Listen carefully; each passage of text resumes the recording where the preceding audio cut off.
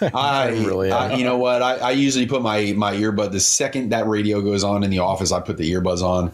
It's like, and even wearing the earbuds, sometimes I take them out because I got to do something that requires me to hear. And I've heard that goddamn Mariah Carey song.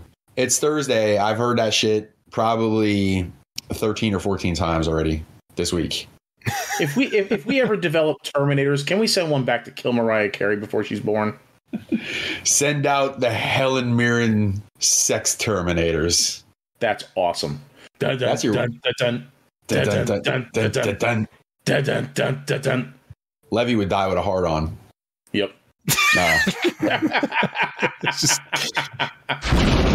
down and shout. Ow!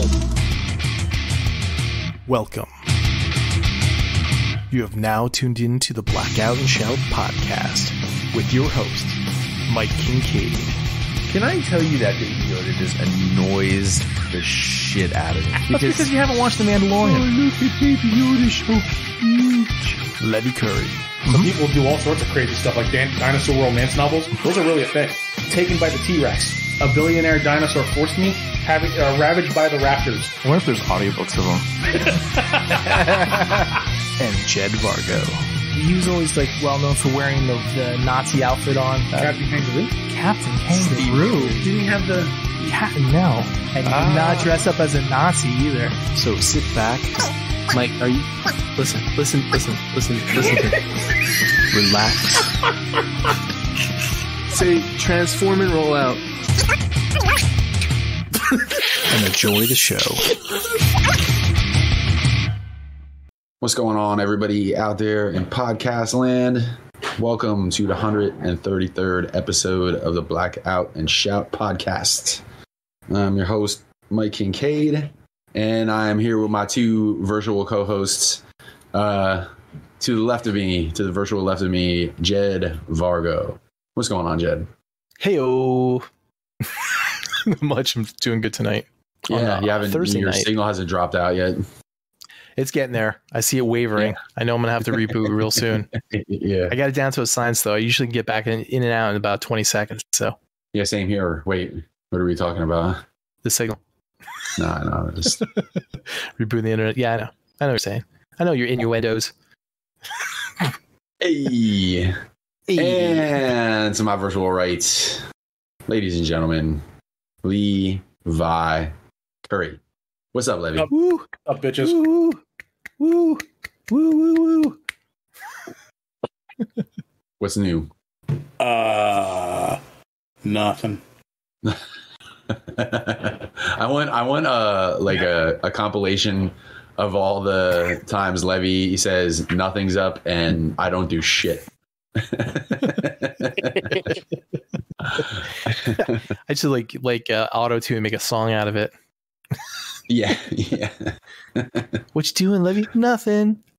I got nothing. I don't do shit.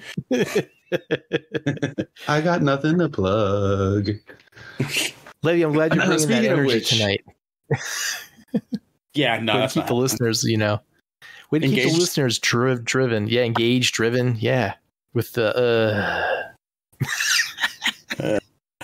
It's Thursday. I'm usually asleep by now. You're on that note, Mr. Curry. Levy, do you have any shout-outs, plugs, and did you get anything new this week? Yeah, no shout-outs, no plugs, because I don't do shit. Cha-ching. I got Mafex Psylocke and Hush Joker. Well, Mafex Hush Joker. And then tonight, I actually got my Wild West Spawn from McFarlane Toys. The Target exclusive one. Yeah. Oh. So that arrived. I just happened to look at the Target app the one day, like last weekend, and I saw that it was in stock, and I was like, oh, well, let me order that. Is that the Gunslinger Spawn? That's it, the Gunslinger Spawn. Yeah, the Gunslinger Spawn. The one with the big freaking, with the tall hat. Yes. Yeah. I had the original one. Remember back like when McFarlane used to make figures and they were like basically just like statues with like, maybe 3 joints. Yeah. I have the original Gunslinger Spawn still in the package, actually. Oh, that's cool.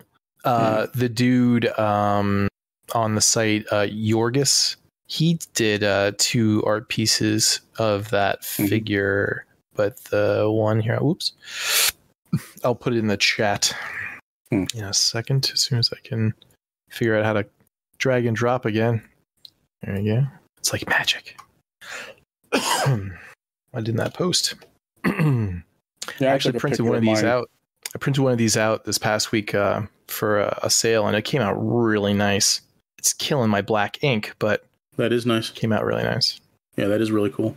Oh, that actually looks like the original. That's not the new one.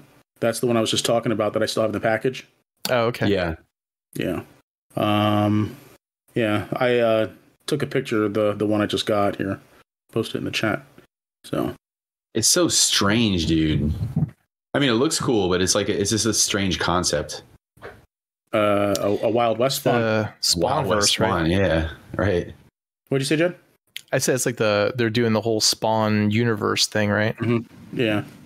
Yeah, I think he looks cool. I like the concept of Wild West Spawn, but I'm a big fan of Westerns and shit.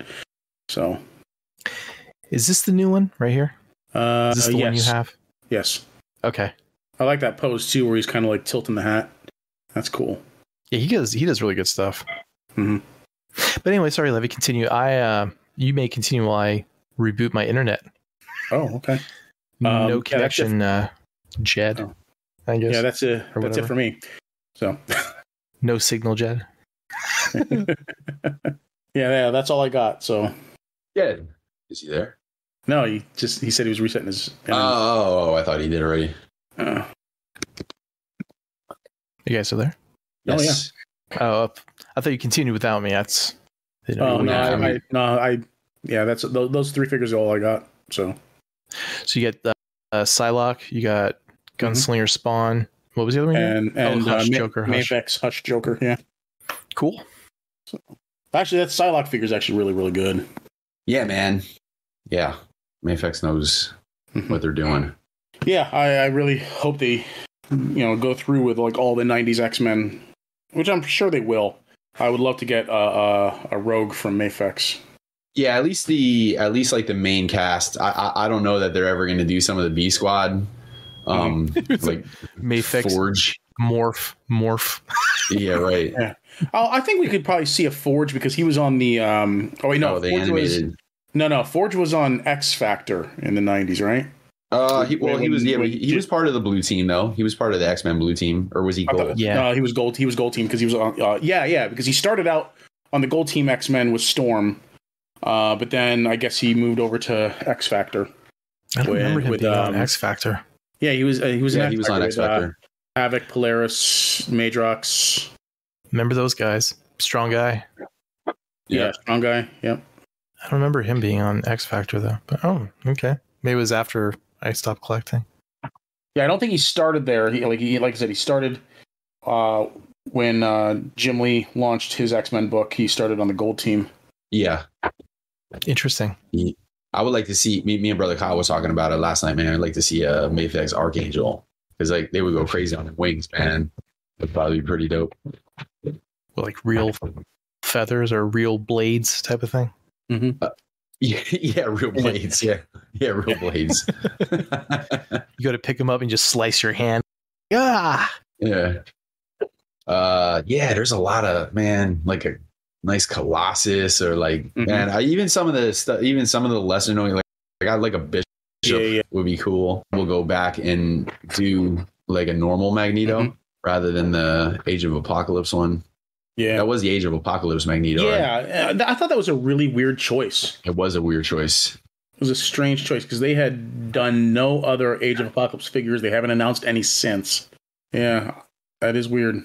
I'm wondering if someone over there maybe got confused and just like when they went and did a image search for Magneto, they found the AOA version. He looks reasonably close enough to like the classic Magneto. Maybe they got confused.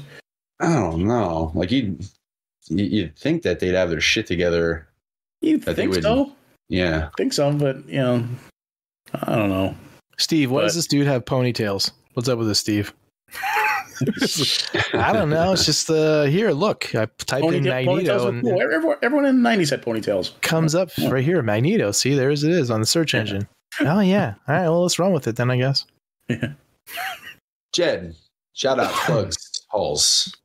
Let's see. I got Skids yesterday. Oh, did you get? I didn't even know you were in on that. Yeah.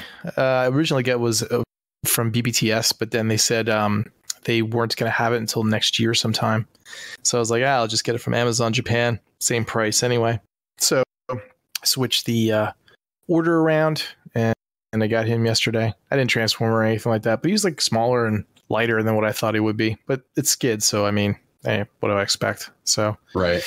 I watched Matt's review, and the legs don't go back.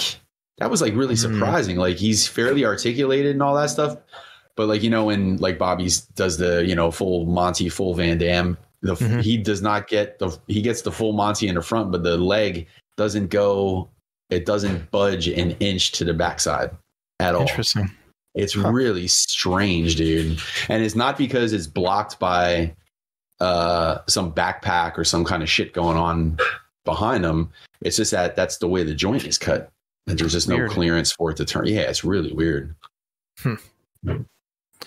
I got Black Friday sales were going on all over the place, of course. So I got myself my Christmas present early, which was an HP Reverb G2, which is a 4K VR headset. Wait, what did you get? Wait, say that again. I'm sorry. HP Reverb G2. Sounds like something like a guitar thing or something, but it's not. It's a 4K headset, VR headset. Oh, nice. 2160p by 2160p for each eye. Yeah, it's amazing. I can't believe the clarity on everything. There's like no screen door effect at all. It's everything in it is just like crystal clear. It's so awesome. 2E corner, Batman. 4K. Like I have all this 4K video and I can't watch it in 4K. What am I gonna do? Well, now I have my answer. My wife's been wondering why I've been ignoring her all week.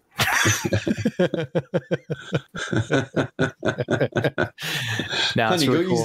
go use the treadmill for 6 minutes. I got. Where you going? You going upstairs to put the laundry away? All right, hold on. Let me know when you're coming down. Now, Half-Life Alex was on sale too on Steam. It was like 50% off or whatever. I picked that up too. That's a great game. Bought it because they released like a way to build maps and do all the like extra modding and stuff like that for the game. So you have all these creator inspired games that they developed, like add-ons and stuff that you just get for free, and it's great. It's really cool.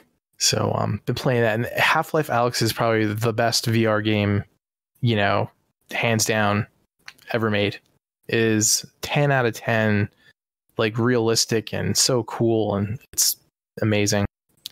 Sometimes you just stop and you like look around and you're like, wow, and I'm like, this is really cool. And like things are interactive, like bottles with like liquid inside them. You switch back and forth, and it's just really, really cool. And it's Half-Life. So I don't know if you ever played Half-Life, Mike, but that was like, I haven't, but I heard you talking about it a while ago. They have these, I forget what the correct name of them are called, but they're basically like face huggers that crawl on the ground. They leap up at you. Head crabs. Head crabs, that's it. But yeah, having a head crab launch at you from out of nowhere in the darkness in a sewer tunnel in VR in 4K is like makes you shit your pants. It's awesome. Not this guy. It's awesome. You gotta get it, Levy. It's amazing. Yeah, it's probably on sale. I'll have to check to see if the Steam sale is still going on. You should get it. It's 100% worth it. Speaking of video games, I'll pick it up on the winter sale. Yeah, I got The Last of Us 2. I haven't played that yet, though. Been busy playing. Totally play that. I've been busy playing my video player on 4K. so I don't have time. But let's see. Shout out to Hidden Toys, Imagination on Display. Check out the website for all this really cool toy photography and other art by people like our very own brother Kyle, Mike Kincaid, myself, Nico, Yorgis, Candace Santora, G1scape, and a few others coming down the line. And last but not least, but FU John Bailey. How about you, Mike? So I got a shirt going on the website. The FUJB shirt is going to be appearing on the Dragonstar shop site in about 3.5 years. Or possibly 7.5 years. We're not sure. Coward.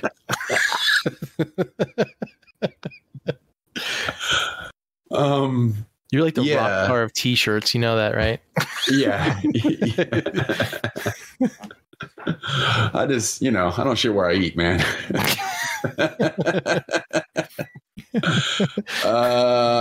You suddenly you'll see a new site pop up. It'll be like, like Star and Drag selling all off the ends weird t-shirts. It'll be called Wormstar, and Worm spelled with a Y. Wormstar shop. Just one shirt on it. Rick Roberts t-shirts. I'll tell you what I would do, Jed. I would put that shirt on its own site, you want FUJB, like FUJB.com. Are you kidding me, dude? Maybe we should do that. Oh, I'm sure it's taken by now. I'm typing it in the browser right now just to see if it comes up. Is it available?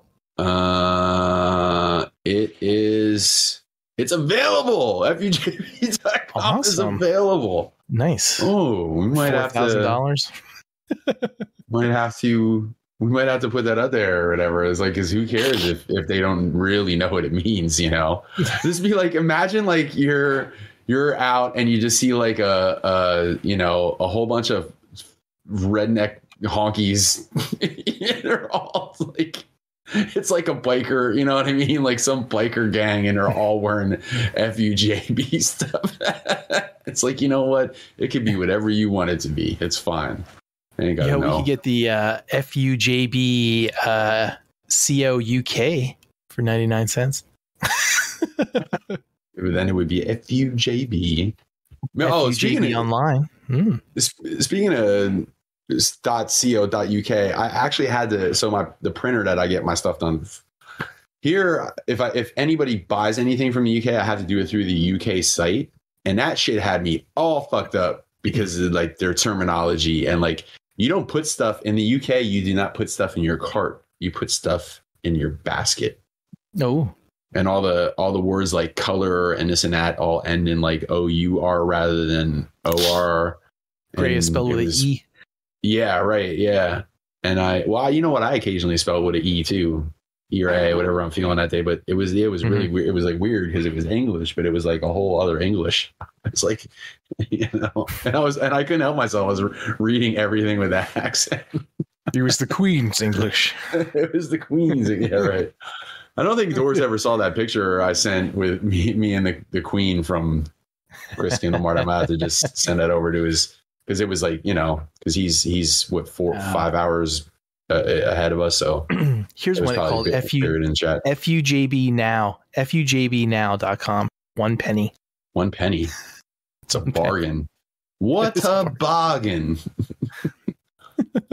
Anyway. Yeah, but on a serious note, I have I like Levy this week. I have no shout outs or plugs. Actually, I got a shout out my boy Derek Bigsby. I didn't realize he said he listens to it sometimes, but I got an order from him from my site, and it was some Blackout and Shout gear mixed in there. And I was like, oh, you listen? And he said, I don't listen all the time, but I do listen sometimes. I'm like, well, thank you sometimes.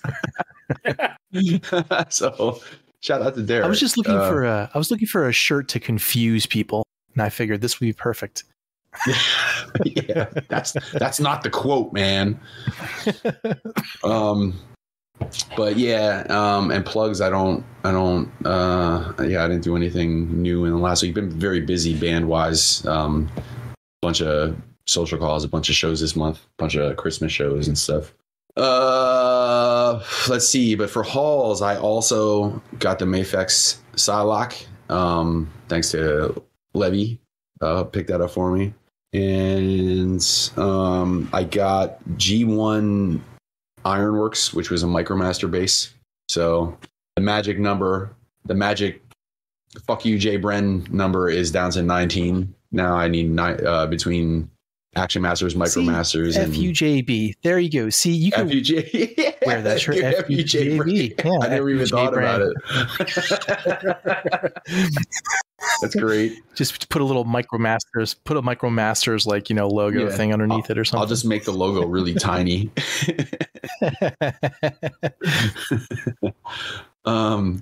And last but not least, I picked up the Robot Paradise Soundwave and Frenzy, because he's the red one, so he's Frenzy. Not according. I'll tell you what, man. That no, you know what I think they're going to do. I agree with Brother Kyle. I think this one. What did they call him? The Frenzy is fur rib or whatever. I think when the Rumble comes, when a Rumble comes out, they're going to name it the opposite. Then they're going to name that one Rumble Ribber. Is the No, it should be fib rear and firib. Yeah, I think they're going to do this the opposite when Rumble comes out. But I'll tell you what, man, that figure is amazing. That figure's amazing. That's as far as Fans Toys goes, because we all know it's Fans Toys figure. That's one of the better Fans Toys figures that they put out in a while, articulation wise and just looks. I love that they gave you the option of switching out, toy parts and tune parts or whatever. Because like when he's in complete tune mode, he is a little bit on the plain side. So I kept the tune head and I went with the rest of the toy parts. The Frenzy's okay, not the greatest, but the Soundwave itself is awesome. And that is it. I have a couple. I have the skids and the red skids coming, and I got a couple other items coming. So I'll tell you guys about that next time. But I do have a nice size box coming this week too. So I have my So-So Toys classic Green Goblin 1/6 scale is on its way. I think it's at the JFK airport right now from China. Can't wait to get that. That's kind of a fun name for Spider-Man. That's a fun name for a company. So. Yeah, it's like let's make ourselves sound as mediocre as possible. It's Chinese. It's like SOO. So I'm not sure what SOO is in Chinese, but I don't think they meant to do that. Oh, and I want to give a shout out to Will Bell. He sent us a message. He said, "Hey guys, please keep up the great work. Been a long time fan, and I love your show. Brings a huge smile to my face." Happy birthday to Will. It was like a week ago, a week and a half ago or so. I remember it just coming up in my newsfeed not too long ago. So yeah, so he just had a birthday. So happy birthday, Will. Cool. Awesome. Happy birthday, man. Yeah, I don't get notifications for people's birthdays anymore. So like people that sounds like an excuse not to wish anybody a happy birthday, maybe. No, like when I was getting them in my newsfeed, I'd be like there, yep, happy birthday, every time. Yeah. Now people probably think I'm just a selfish asshole, not wishing anybody a happy birthday, and it's like, nobody even thinks about that shit. Like I do sometimes, and sometimes if I miss them, I miss them or whatever. But like, think about when your own birthday rolls around. You don't remember who the hell what kind of petty fuck keeps score. Yeah. Like imagine like you didn't wish somebody a happy birthday, and then when yours rolls around, they're like, no, fuck him. It's probably one of those options where you turned off notifications for other things, and it probably nixed that as well. Maybe. Mine show up in the sidebar. I don't know if I get notifications, but when I go, and I'm on the desktop, so I'll get the birthday stuff on the sidebar. But anyways, yeah. Happy birthday, Will. I love when he calls me the T420. That shit cracks me up every time. It's like a stormtrooper number. Yeah. Or a Terminator that just smokes a lot of weed, but whatever. T420 That's what he's post. for. Let's move on to the news, Jed. What do you got for us? I only got one guy that died in our Aw, circle of interests, that's usually a good thing. That's messed up, Levy. When people don't die. But Will Ryan died. He was 72 years old. He was an American voice actor. He did a whole bunch of stuff. He did rock and roll on G.I. Joe back in the 80s. He did the voice of Rabbit in Winnie the Pooh. He did the voice of Frog in Frog and Toad. Grubby from Teddy Ruxpin. Petrie and Gad and Zook from Gummy Bears. And Petrie, is that Land Before Time? Yeah, he was the little pterodactyl. Yeah. He died of cancer. He was also a singer. But yeah, he did a bunch of Disney stuff too. I think he did some DuckTale voices too, like the original DuckTales back in the 80s, 90s. I can't remember. Yeah. Was DuckTales in the 80s or the 90s? Late 80s, early 90s. I was going to say it was right on that borderline. Yeah, late Late 80s, early 90s. Yeah.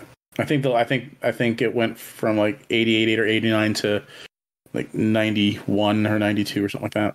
So he did like a lot of the singing voices for some characters and stuff. You know, like how they used to as voice do actors are that wont back to do.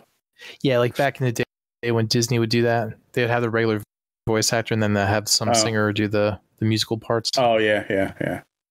Jed, I don't know if you saw. Go ahead. I was just saying. Apparently, Eeyore can't hold a tune, so he used to do all the singing parts for Eeyore. And you know who voiced? Are you trying to tell me that Peter Cullen can't sing? Peter Cullen can't sing. Yep. Wow, That's surprising. what I'm saying. I just picture Peter Cullen ripping like Barry White. You know what I mean? That's all I had for the people that died. Let's Libby, you know, I don't know if this really. I don't know if this fits into the realm of what we're doing, but the dude that was Carmine on Laverne and Shirley, he died today. Eddie Mecca. Oh yeah, yeah. It does fit. I didn't actually check I didn't check anything today because I did all the homework last night. Yeah, I heard about that earlier. The Big Ragu. He was 69. No details on the cause of his death were made immediately available. What did I just saw something that's like shit that makes you like think you're like, wow, it's like I'm fucking old. The Viggo Mortensen is now older than what Ian McKellen was on the set of Lord of the Rings. Yeah. Wait, who's older than him? Viggo Mortensen is now older than Ian McKellen was on Lord of the Rings 20 years ago. Wow, that's weird. 20 years ago, Lord of the Rings came out. That's a long time. And you're like, Jesus, I feel like that came out 5 years ago. It was a long time. Yeah, man. Trailers. I didn't realize he was in one of the Texas Chainsaw Massacres. Viggo, yeah. Was it New Generation? Yeah, it was one of the newer ones, yeah. Because McConaughey and Renee Zellweger were in that one too. Yep. So the trailer part 2 of Attack on Titan final season. They put out like a 30-second trailer for it. Are you excited for that? I'm excited to still watch the first half of that season because I still haven't found it anywhere in English. Really? I gave you the links when we were talking about it way back when.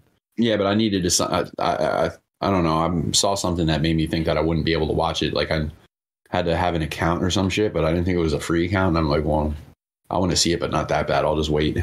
It was like fun and Funimation or some shit, right? Yeah, I think so. Yeah.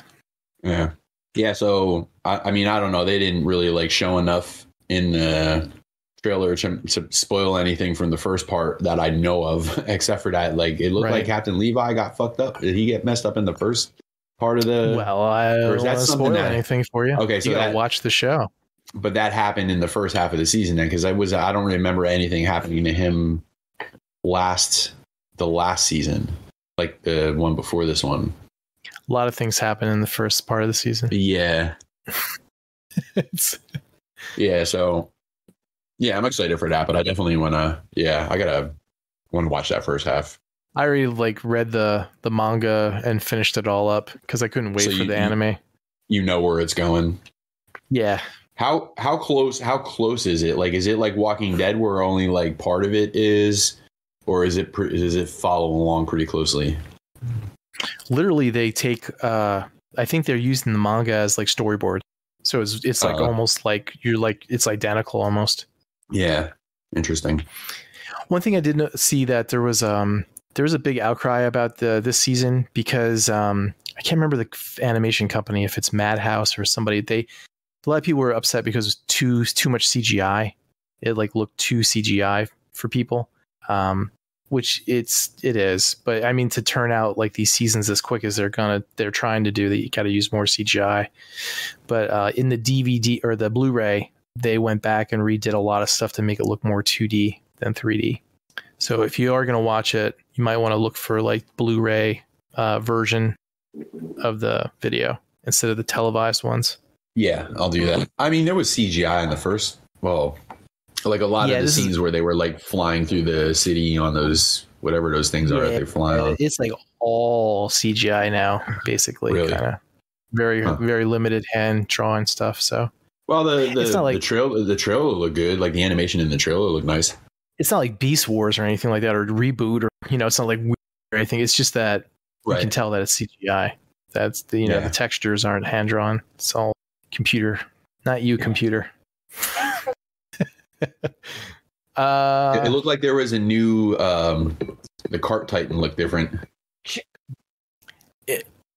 You should watch the first half. Yeah, I don't want to spoil anything for you. There's too much shit going on because that's all Reiner, the Armor Titan fighting Aaron. If you don't know anything at all about the story, like you don't know where it's going or where it picks up at, or like what the whole thing is like you really need to go and like start watching it, because it's a shock, man. It's a culture shock when you go from the previous season to this season, because it's like a year or two later or something like that, and there's this whole political thing and the whole separate island and like a whole other nation, and all the other Titans are involved, and the mythology behind those, and the whole new cast of like kids and shit. And it's just like there's like a lot of times back in the 80s, like a lot of authors would write a story, and then when it started to get boring, they would just flip the shit out of everything, like kill people off. They would make everything really shitty, and things would explode, and they would kind of like do like this mini reboot of the series. And like they did it for like tons of fucking TV shows back in the day. Yeah, but that's kind of how I'm not gonna say that's how this is, but it just definitely takes a whole another turn, like a hard right on things. I mean, I know at the end of the last season they started to kind of get more into where the Titans were coming from, and I was catching the drift that like technology and stuff was catching up with the Titans to the point where the Titans were no longer going to be really like the weapons that they used to be before all that stuff. But it's cool to find out all that stuff and to see where it's going to go. The only bummer about it is a lot of times like the cool part of any story, especially when it's as outlandish as Attack on Titan is the mystery.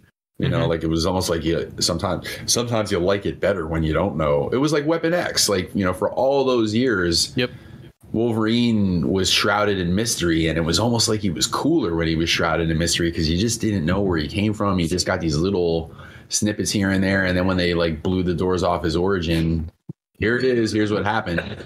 It's like, damn. Now, like the whole time I was reading Wolverine, I wanted to know where he came from, and now I know where he came from, and it's cool and all, but it's like now the mystery is gone. See, a good writer, what they do is like Marvel Comics presents Weapon X, where they give you a slice of that past, but it's still there's a lot of more mystery there, and then it actually opens more questions up. Right. But it still gives you a little bit, but it doesn't spoil everything. Like, well, here he is when he was born, and here he is, his dad and his mom, and like Origins did, which I hated. Yeah. Answer me one question and then ask me two more. Right. What'd you guys think of Mother Android? Android zombies. Yeah, that's the vibe I was catching off of, like an android zombie type of thing. But as I was watching it, the only thing I could think of is like, yo, I saw Terminator back in the 80s already. So, I mean, I can see that they're going to do their best to make it not like Terminator. But how the hell can you watch that trailer and not think of Terminator? Oh, I don't know. I mean, the Terminators didn't run around trying to eat your flesh. Yeah, there's that. Yeah, but were they really? Were they trying to eat people? I don't know. I mean, it's android zombies, so I'm presuming. They did make them look like zombies. Yeah, that's what I thought it was at first. I thought it was zombies when I saw the thing running at him. Half its face was missing. I'm like, oh, zombies. Oh, they're robots. Robot zombies. I want Levy to make I want Levy to make a cameo in that series. There's a movie or a series? That's a movie, I think. I want Levy to make a cameo where it's just like he finally saves up enough money for the sex doll, the sex android, and then like it kills him before he could even take his wiener out. He takes her out of the box and it kills him. It eats his dick. It eats his dick. Yeah. Oh, my Helen Mirren sex robot has finally arrived. Ooh, it's like it'll be like Ren, Ooh, the things I'm gonna do to you. You stay right here. You got to make sure you don't put the arms and the legs on that one. You just leave it as like a fucking stump, and then you're like, oh, there we go. We don't have to worry about getting killed by that. Can't come after me. Yeah, I'll probably give it a watch. Helen Mirren zombie robot. And it's got Chloe Grace Moritz in it, so it's worth a watch. Yeah. Jed, would you say that movie is post-apocalyptic?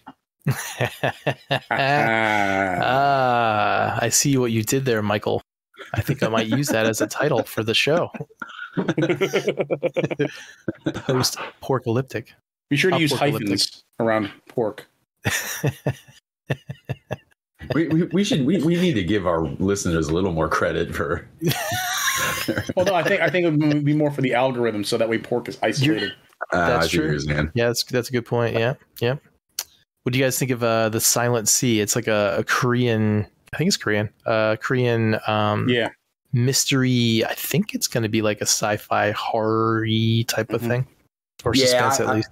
Any urge that I have to watch that is strictly just based on like every Asian horror anything I've ever watched has been pretty good so far. So I just like want to see it because of that. But the trailer itself doesn't really like give you a whole hell of a lot. No, it's just like Asian base, and it's dark and creepy. Right, like it's like Asian Alien, like except that they don't show the alien. Did you recognize the one male actor? Yeah, it's the dude from Train to Busan and Squid Game. I didn't recognize which guy from Squid Game? He was the guy that was playing the Pogs game with him. He's the guy that gave him the invite.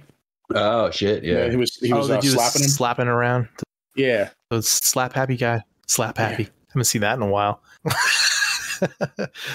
What happened to that genre? I miss that genre. What's that? Slap happy. I'm not sure if I know what that is. Google it.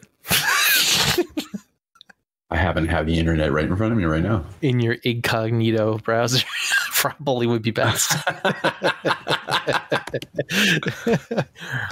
You know how I know? It's like, it's something fucked up is because as I'm typing it into the search, it doesn't show up as and it's just like, well, that's just two normal words. Why would it not be showing up? And then you click enter and you're like, oh. or like you type it in and the first choice is like whatever you just typed in, and then it says Urban Dictionary after.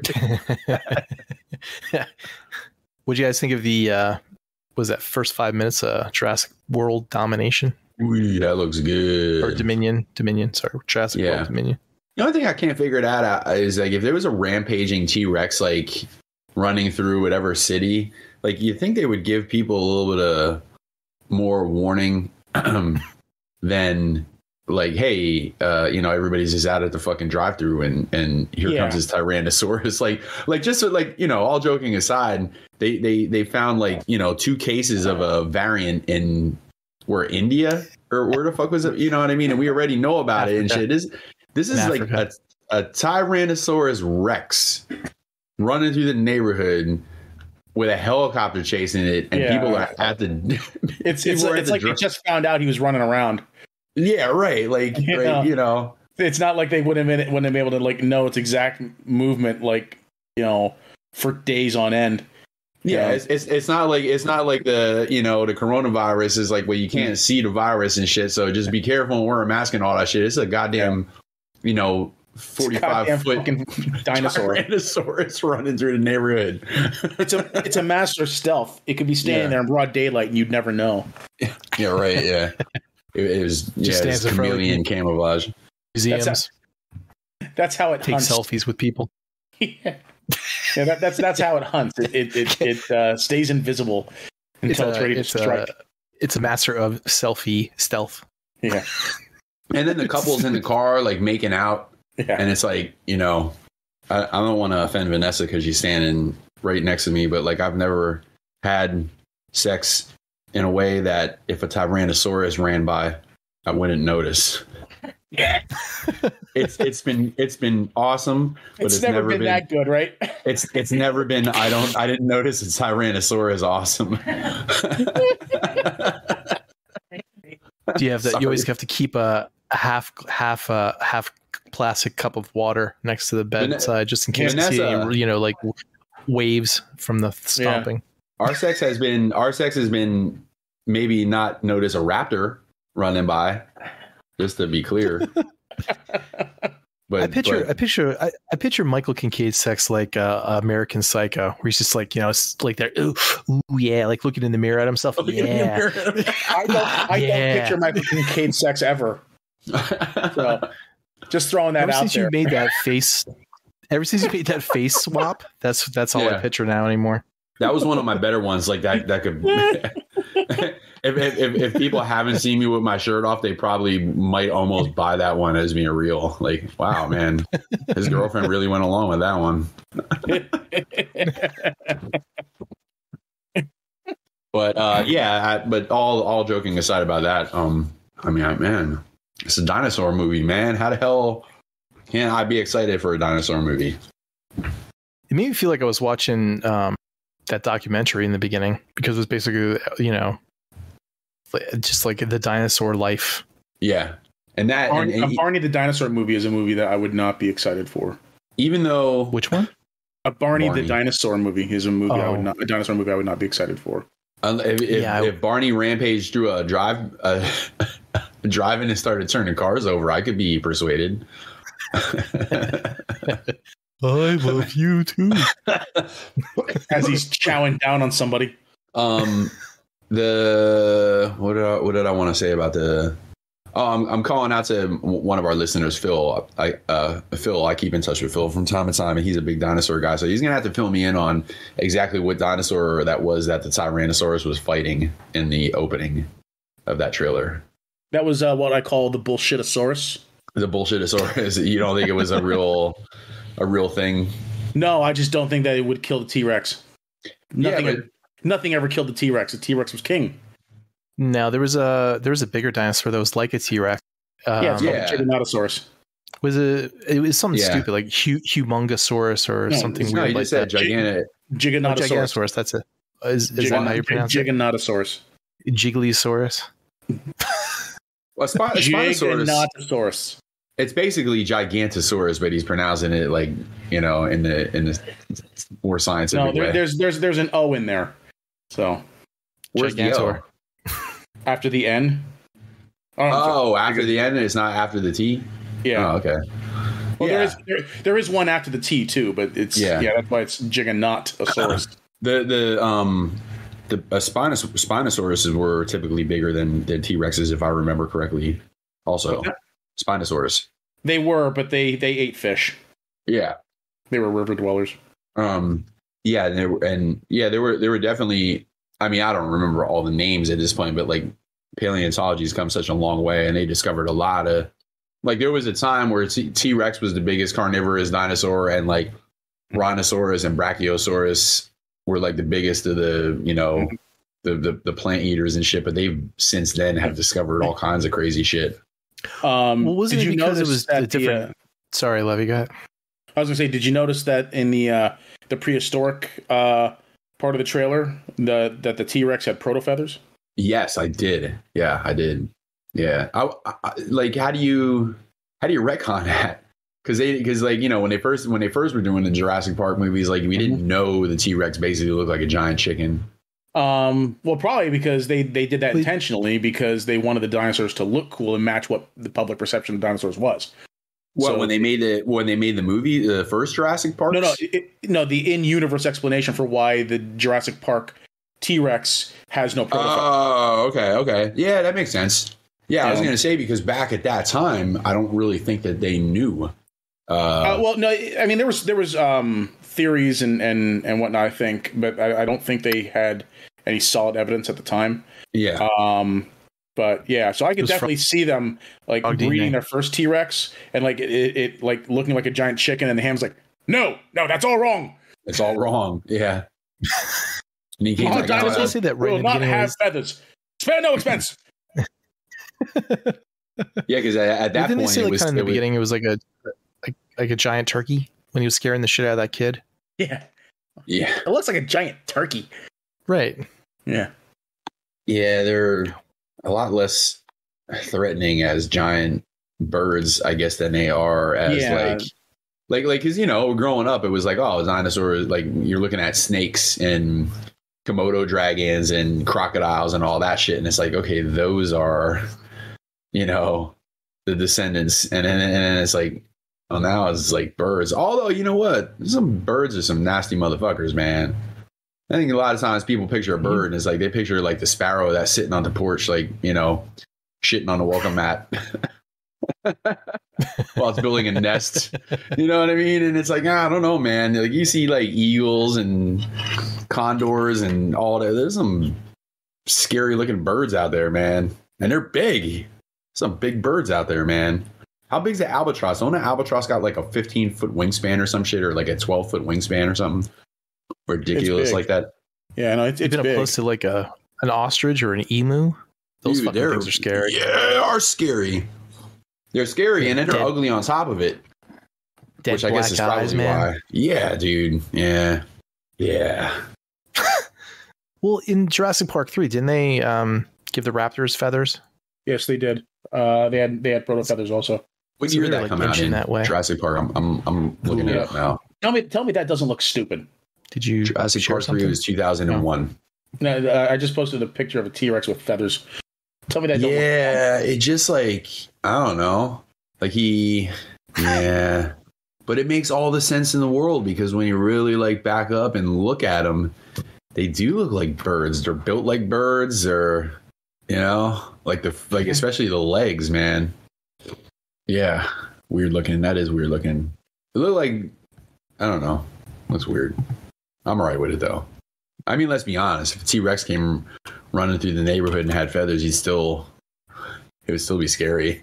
It's not like it's not going to be scary because it looks like a giant bird now. Yeah, you're probably not going to be sitting there laughing at it while it's chowing down on you. Yeah, laughing and pointing. No, please continue. Let's make out while we're. And here's the 80s rock. Here's the 80s rock band T-Rex. Yeah, that T-Rex looks like CC DeVille. There you go. CC DeVille T-Rex. It was the House of Horrors, and then it turned into the House of Horrors. I think we're waiting for Jed to come back. Yeah. Oh, here's another one. Yeah. I don't care if it's accurate. Freaking fucking T-Rex with feathers just looks dumb. Wow, that's crazy looking. Yeah. See, that looks accurate because he's a mess. Like, you ever seen the one? Sometimes they put him in there, and it's like, this motherfucker looked like he just went and got his hair done and shit. You know, like. Welcome back, Jed. We were just looking at Tyrannosaur. What do you call two Tyrannosauruses? Tyrannosauruses. Sauruses with hair. Dinosaurs. With hairdos. Dinosaurs. With hairdos. That's hilarious. We call them tyrannosaurs. Dinosaur. It was all that frog DNA that got rid of the feathers. Yeah. There you go. Yeah. Like it'd be funny, like if they grew, like their feathers grew in the same, because like they have that. The second one that you put in there, Levy, he's just got a haircut. The second one looks like his fucking. They look like they're fucking dinosaur '80s glam band. Yeah, Jed. Now wait, you weren't here for this. I just told Levy. Go ahead and name exactly. I told Levy that one looked like a certain '80s rocker.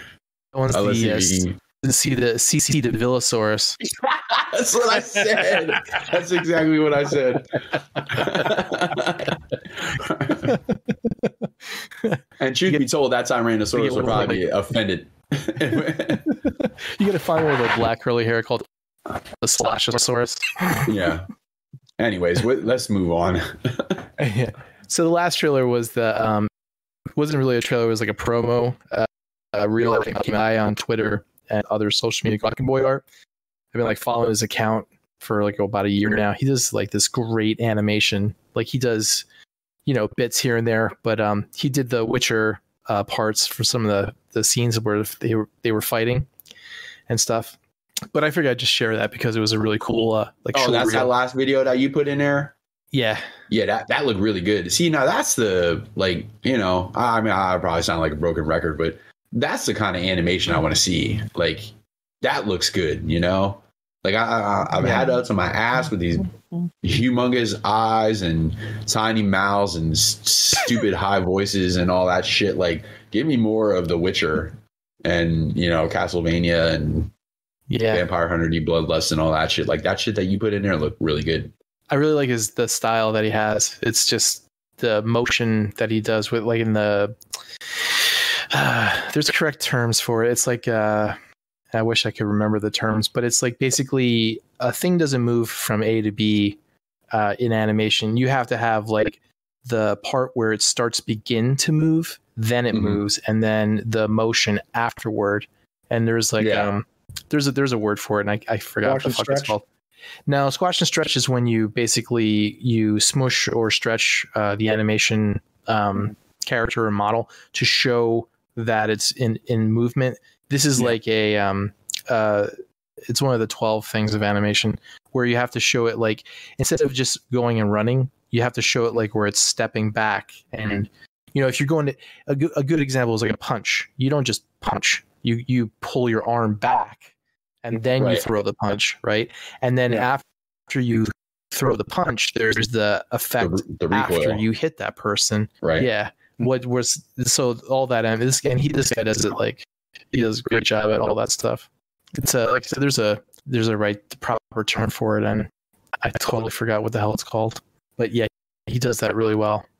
One thing I was interested in when I was watching that Levy is they said something. I don't know if it was a fan thing or if it's something that I missed, but it was like Avatar, like 2048 or something like that. Yeah, he did. He did some interpretations of Avatar stuff. Is that what that is? It's like a future Avatar like interpretation. I think some of them might be. I know the one was just like Prince Zuko doing earthbending. Okay, so it was nothing official. It was just no. Okay, gotcha. Yeah, because I follow him on Instagram too. So cool. So I don't. This is a nugget I can share with you guys, and if it's something that you actually told me, then my Alzheimer's is definitely kicking in. But the episode of Transformers, the Call of the Primitives episode, that was like very Japanese animation type thing. That was done by students, animation students.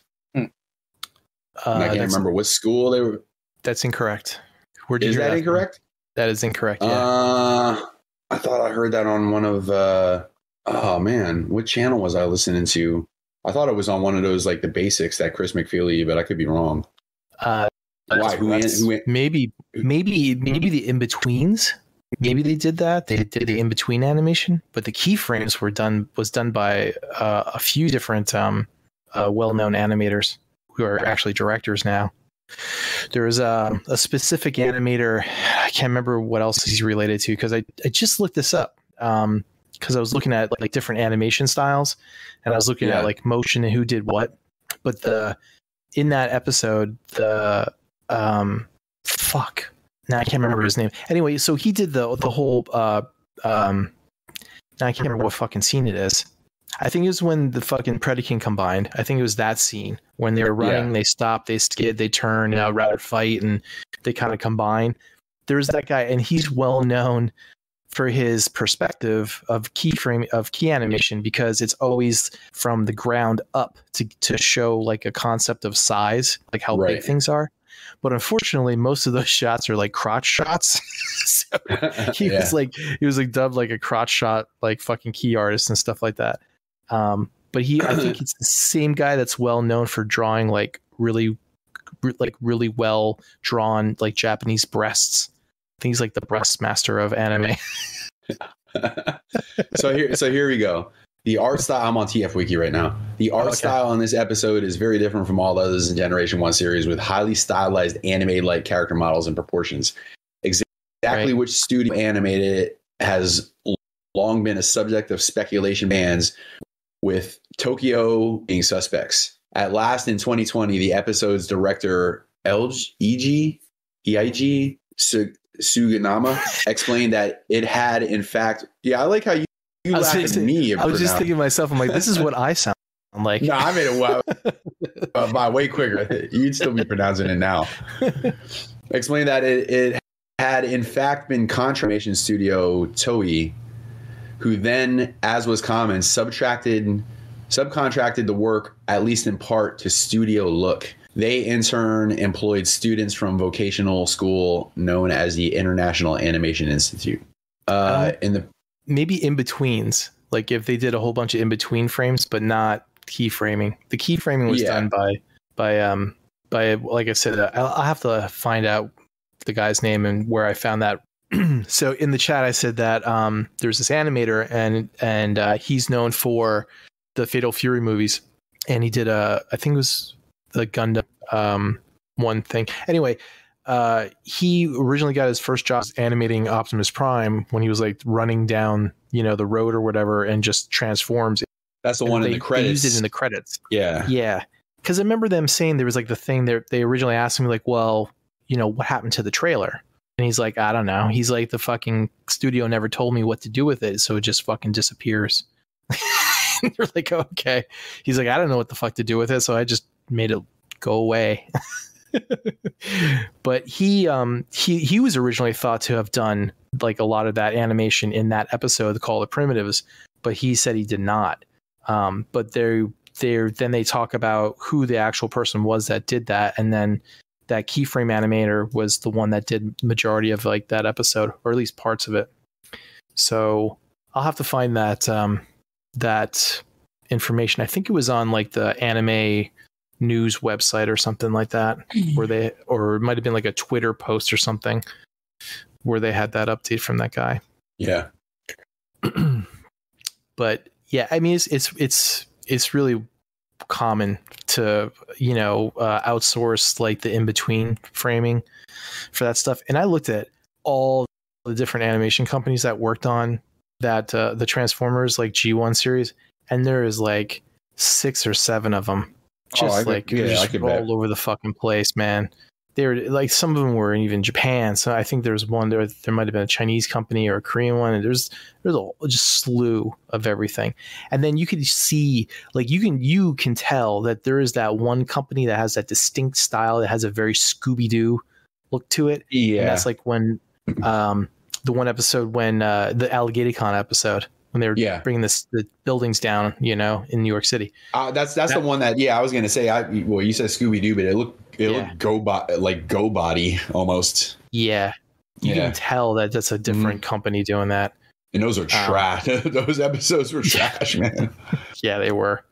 But they went all over the place with different houses. But they did have common animation storyboarding that they said, okay, Optimus Prime would transform this way, or they would move in this way, and that you should follow these like storyboards for things. And a lot of times people didn't follow it at all. They just did their own fucking thing. That's probably why we have like 7 different transformation sequences for Hot Rod in the movie. Right. So that's it. That's all I got for the trailers and stuff. I watched a whole bunch of shit. I watched a few things. What'd you watch? Did you guys watch? Did you watch the second part of He-Man? I started to. I'm like 3 episodes in. I got to the part where I got. But did you say, Levy, you did watch it or didn't? I didn't watch the first part. Oh. So you don't care? No. I was turned on by Evil Lynn up until the part where she got all jacked and shit, and then I felt weird. Like when she took her helmet off and she had that like white hair and stuff, and I'm like, oh, look at her, you know. And then she was all jacked, and then I'm like, oh no, man, I don't really, oh no. She got all Grace Jones on you, huh? She got all, yeah, right, yeah. Like you don't fuck her, she fucks you with her dick. She has the power. She has the yeah. Like I'm not into like. Listen, I'm not gonna talk shit on chicks that like bodybuild or whatever. But like what? But like when a chick has a 6-pack or whatever, that's a little too much for me. She fucks you missionary style. Yeah. Yeah. Right. Yeah. Yep. You gotta take him and grab him. It's a shame they split that season up like that. I think you'd have a lot less complaining if they would have kept it together. No, you wouldn't. Yeah, well, you underestimate the power of the internet. True. Yeah, people are gonna bitch one way or another. Like, I don't know, not just with He-Man, but with a lot of things. Like we're living in a world of like immediate gratification. Like I want what I want right now, and if I can't have it, I'm gonna be mad about it. And we see how that works. And I want what I want, and anything else can go fuck itself. As a matter of fact, Jed, I think if they would have released the entire everything together, spoiled children, like people would have started bitching after 3 or 4 episodes without even bothering to watch the next however many, possibly. Yeah. I just want to show you this picture I saw on Facebook. I don't know why, but I just find this to be really, really, really funny. Man, I'll eat those cookies. Christmas nibbles. You fucking laugh. Chewing on it for like 10 minutes straight. I told April that she needs to make those this year. You should cast like your own nipple, Levy, and then you can melt the chocolate in a mold, and then you have your own like Levy nipple chocolates for Christmas. If I was going to do that, I'll just take a cast of my dick.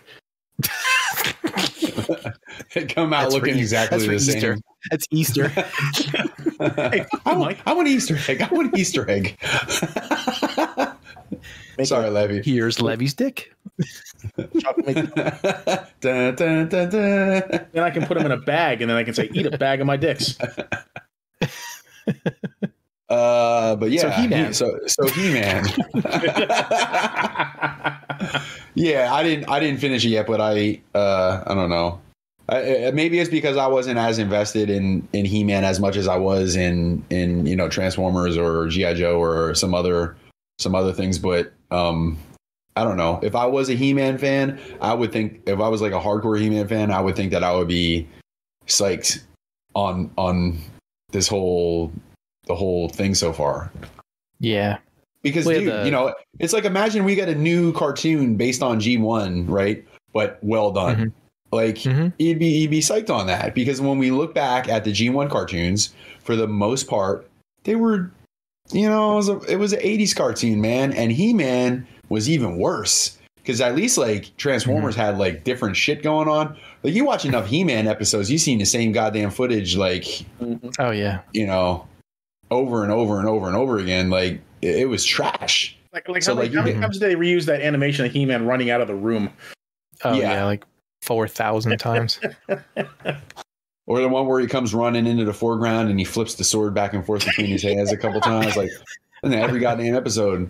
Like, that cartoon was so bad that, like, if you're a He-Man fan and this thing comes out, you're beyond psyched, because, like, who the hell? I don't know. I'm actually jealous that Transformers hasn't gotten that treatment yet. I think they actually even might have reversed some animations to make him as like new versions of him, you know, where he's like, he looks one way and then they flip the frame and then have him look so he looks the other way. Yeah. Just rewind it. Yeah, I would not doubt that in the least bit. Like, what a cushy job that must have been. Okay, now just reverse this here. Yeah. And flip the frame. All right, done. We're done. Add the voices. It doesn't even have to lip sync at all. Yeah, the whole thing with that too is like there's like this whole stigma with Kevin Smith, you know, like writing it, producing it type of thing too. Everyone didn't agree with that because I don't know. I guess it's a cool thing nowadays to like not like Kevin Smith shit anymore. Or if you like Kevin Smith, you're basically a groupie and not really a fan of his work. And it's like one of those, like a Nickelback thing, I guess. Hasn't reached that level yet, but it's close. He should have just not told anybody he was doing. Yeah, I don't know. Like, I don't know. Well, you know what it is. A lot of people don't like shit when it goes mainstream. So like Kevin Smith was cool when he was doing the Clerks and Clerks 2 and some of them other movies that were not, you know, he wasn't as big as he is now, even though he's smaller, but you know what I mean?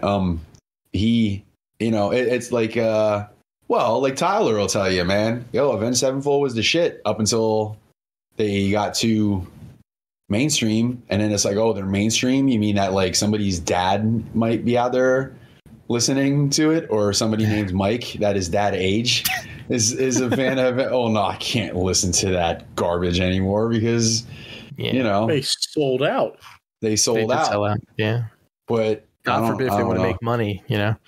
Yeah. Well, I mean, you could make money without completely selling out. Like I think more like a band like Shinedown sold out more than Avenged Sevenfold ever did. Yeah.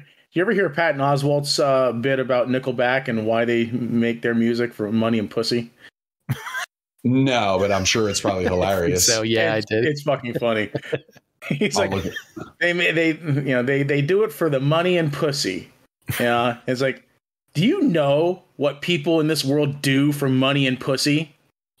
You know, they kill people, they rape people, they pillage villages and do awful shit. You know, Nickelback looked at that and thought, it's like, you know, I like money and pussy. I don't want to kill anyone though. What if we just went and sang like, look at this bad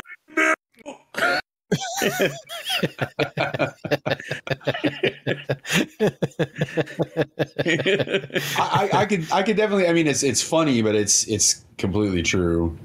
Because I could definitely see where it would be like hard not to. You can talk all the shit you want, like, you know, yes, I'm going to hang on to my integrity and do everything my way until, it goes back to our conversation about the $1 million in the until they hand you a check for an obscene amount of money. Like listen, I'll tell you right now, like, and this is no insult to the three band members that I'm currently playing with, because they're talented as hell, but like I'm not really into playing what we play and doing what we do. But for the amount of work, real work that I actually put in, and to get paid at the end of the night, what I get paid for, like I'm like way too much for what I'm really doing.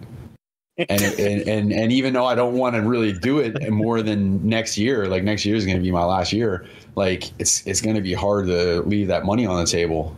You're just doing it for the money and the pussy, Mike. Money and pussy. It's basically just the money. I get the pussy like without having to worry about playing Sweet Home fucking Alabama. Oh, you think so? Why don't you quit that band and see how quickly the pussy goes away? Yeah, I think she's locked in, Levy. That pussy walking out the door. Yeah. Matter of fact, if I stop playing some of them stupid songs, I'm gonna get laid more. That is a good point. That is a good point. Yeah, but all those shoppers that were at the mall that wanted to go see a fucking show playing fucking Freebird, you know, you're going to disappoint all though. You're a sellout. Can I tell you how much I hate the Freebird guy? Whoever you are, you know what? It's been a while since there's always one, right? It's been a while since I insulted a demographic on the show. So right now, I would like to insult the demographic of, if any of you people out there that are listening right now have ever yelled Freebird at a live cover band, you fucking suck. You're not funny. and you fucking suck. You can And go kill yourselves. You're not funny. I think I'd rather have someone yelling Freebird than Nickelback, you know? Well, yeah. Well, yeah. Because Leonard Skinner actually got some cool songs. It's just none of the ones you. It's none of the ones you hear on the radio. It's not like not Freebird, Sweet Home Alabama. Freebird, Sweet Home Alabama, and what the fuck is that other one that they destroy on the radio all the time? They have like 3 songs that they always play, but like they got some like Saturday Night Special. That's a cool song, man. And like Give Me Back My Bullets. They actually got some cool songs, but of course we don't play any of those. We play fucking. Well, those are popular. That's why they're not on the radio. I don't get you the money. You would know. Even Levy, who not even into music that much, would if I played him Saturday Night Special, he would know it. Don't be a sellout, Mike. Play the popular stuff. Nah, man. Nah. You know what my favorite part of the shows are? Sometimes like I'll play a bunch of lame songs in a row, and I'll see the end of it. I'll see Guns N' Roses and Motley Crue and the Metallica and shit creeping up in the set list, and then we'll get to those songs, and these guys will look out in the crowd and call an audible, and we'll play something that sucks.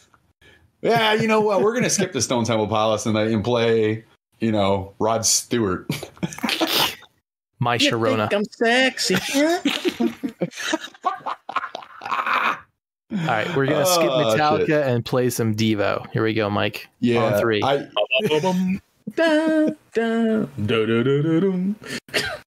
Devo's in the set list, by the way. I know it is. I'm sure it is. It's totally in there. Yeah. How about what's the hell is this fucking song? Sweet Clementine Valentine? No, Sweet Caroline. How about Sweet Caroline? Yeah. Oh, we're not that fucking lame. I'm trying to find the level of lameness that you're level of lame. Well, we started this whole conversation out with Sweet Home Alabama, that's the but that's a popular radio band song to play. Well, yeah. So is that song. So is Sweet Caroline. Do you play at least gotta be rock? Do you play any songs that are sung by a woman, but you guys sing it? Like Zombie or something like that. No, we do not. Okay. We do not. And you know what? I'm going to be honest with you. I'm not completely opposed to that, because there's some killer, like Angel Down. We do Heartbreaker, but you got to be careful. You got to be careful when you do songs like that, because you really got to comb through the lyrics carefully to make sure. That's when I grabbed his dick.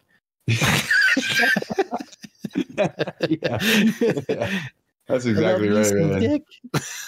Yeah, because there was I was listening to, or actually Vanessa had Pandora on the other day, and I don't know if it's a Fleetwood Mac song or a Stevie Nicks song. Stand Back, is that the name of the song? And when I was listening to it, I'm like, man, as metal, I could just hear like double bass drums and like chugging, like a chugging riff and shit like that or whatever. This would be like totally dope. And I started listening to the lyrics, and I'm like, whoa, those would really need to get rewritten in order to. Yeah, you got to watch when you're doing that shit, man. Speaking of music, I for like 2 weeks now, whenever I wake up in the morning, I wake up with the song "True Faith" just cycling over and over again in my head. I don't even know what that is. I don't know what that is either. True Faith. And it's not the original 80s version by New Order? But it's the Lottie Kestner version that was in The Last of Us 2. But I don't even know. I don't know what that is. I'll have to listen to it. That's the one that says, I used to think that the day would never come. I'd see the sing it, Levy. Sing the melody so we know it. Oh Christ. No. I'll just post a video here. Aw. I'll post the original 80s version. Levy. Just sing it. It'd be quicker. No. You want to go to sleep, right? Yeah. Do it. No, I don't. I just went on YouTube and I just muted myself and listened to like 20 seconds of it, and I didn't recognize it either. You don't recognize that song? It sounds like a song that I probably should have heard, because it sounds like all that it's a very strange video. That 80s, it is a very what I saw was very strange. It sounds like a lot of that 80s, like that 80s like new wave shit. Yeah. But no, the Lottie Kestner version is actually a much more soulful acoustic version. It's really, really good. I really love that cover. And it's actually, the version I'm thinking of is actually the one sung by Ashley Johnson, who plays Ellie in The Last of Us. But it's the cover of Lottie Kestner's version of the song. So, but yeah, every morning I'm waking up with that song going through my head. I don't know why. Yeah, I'm gonna put something in the chat for you.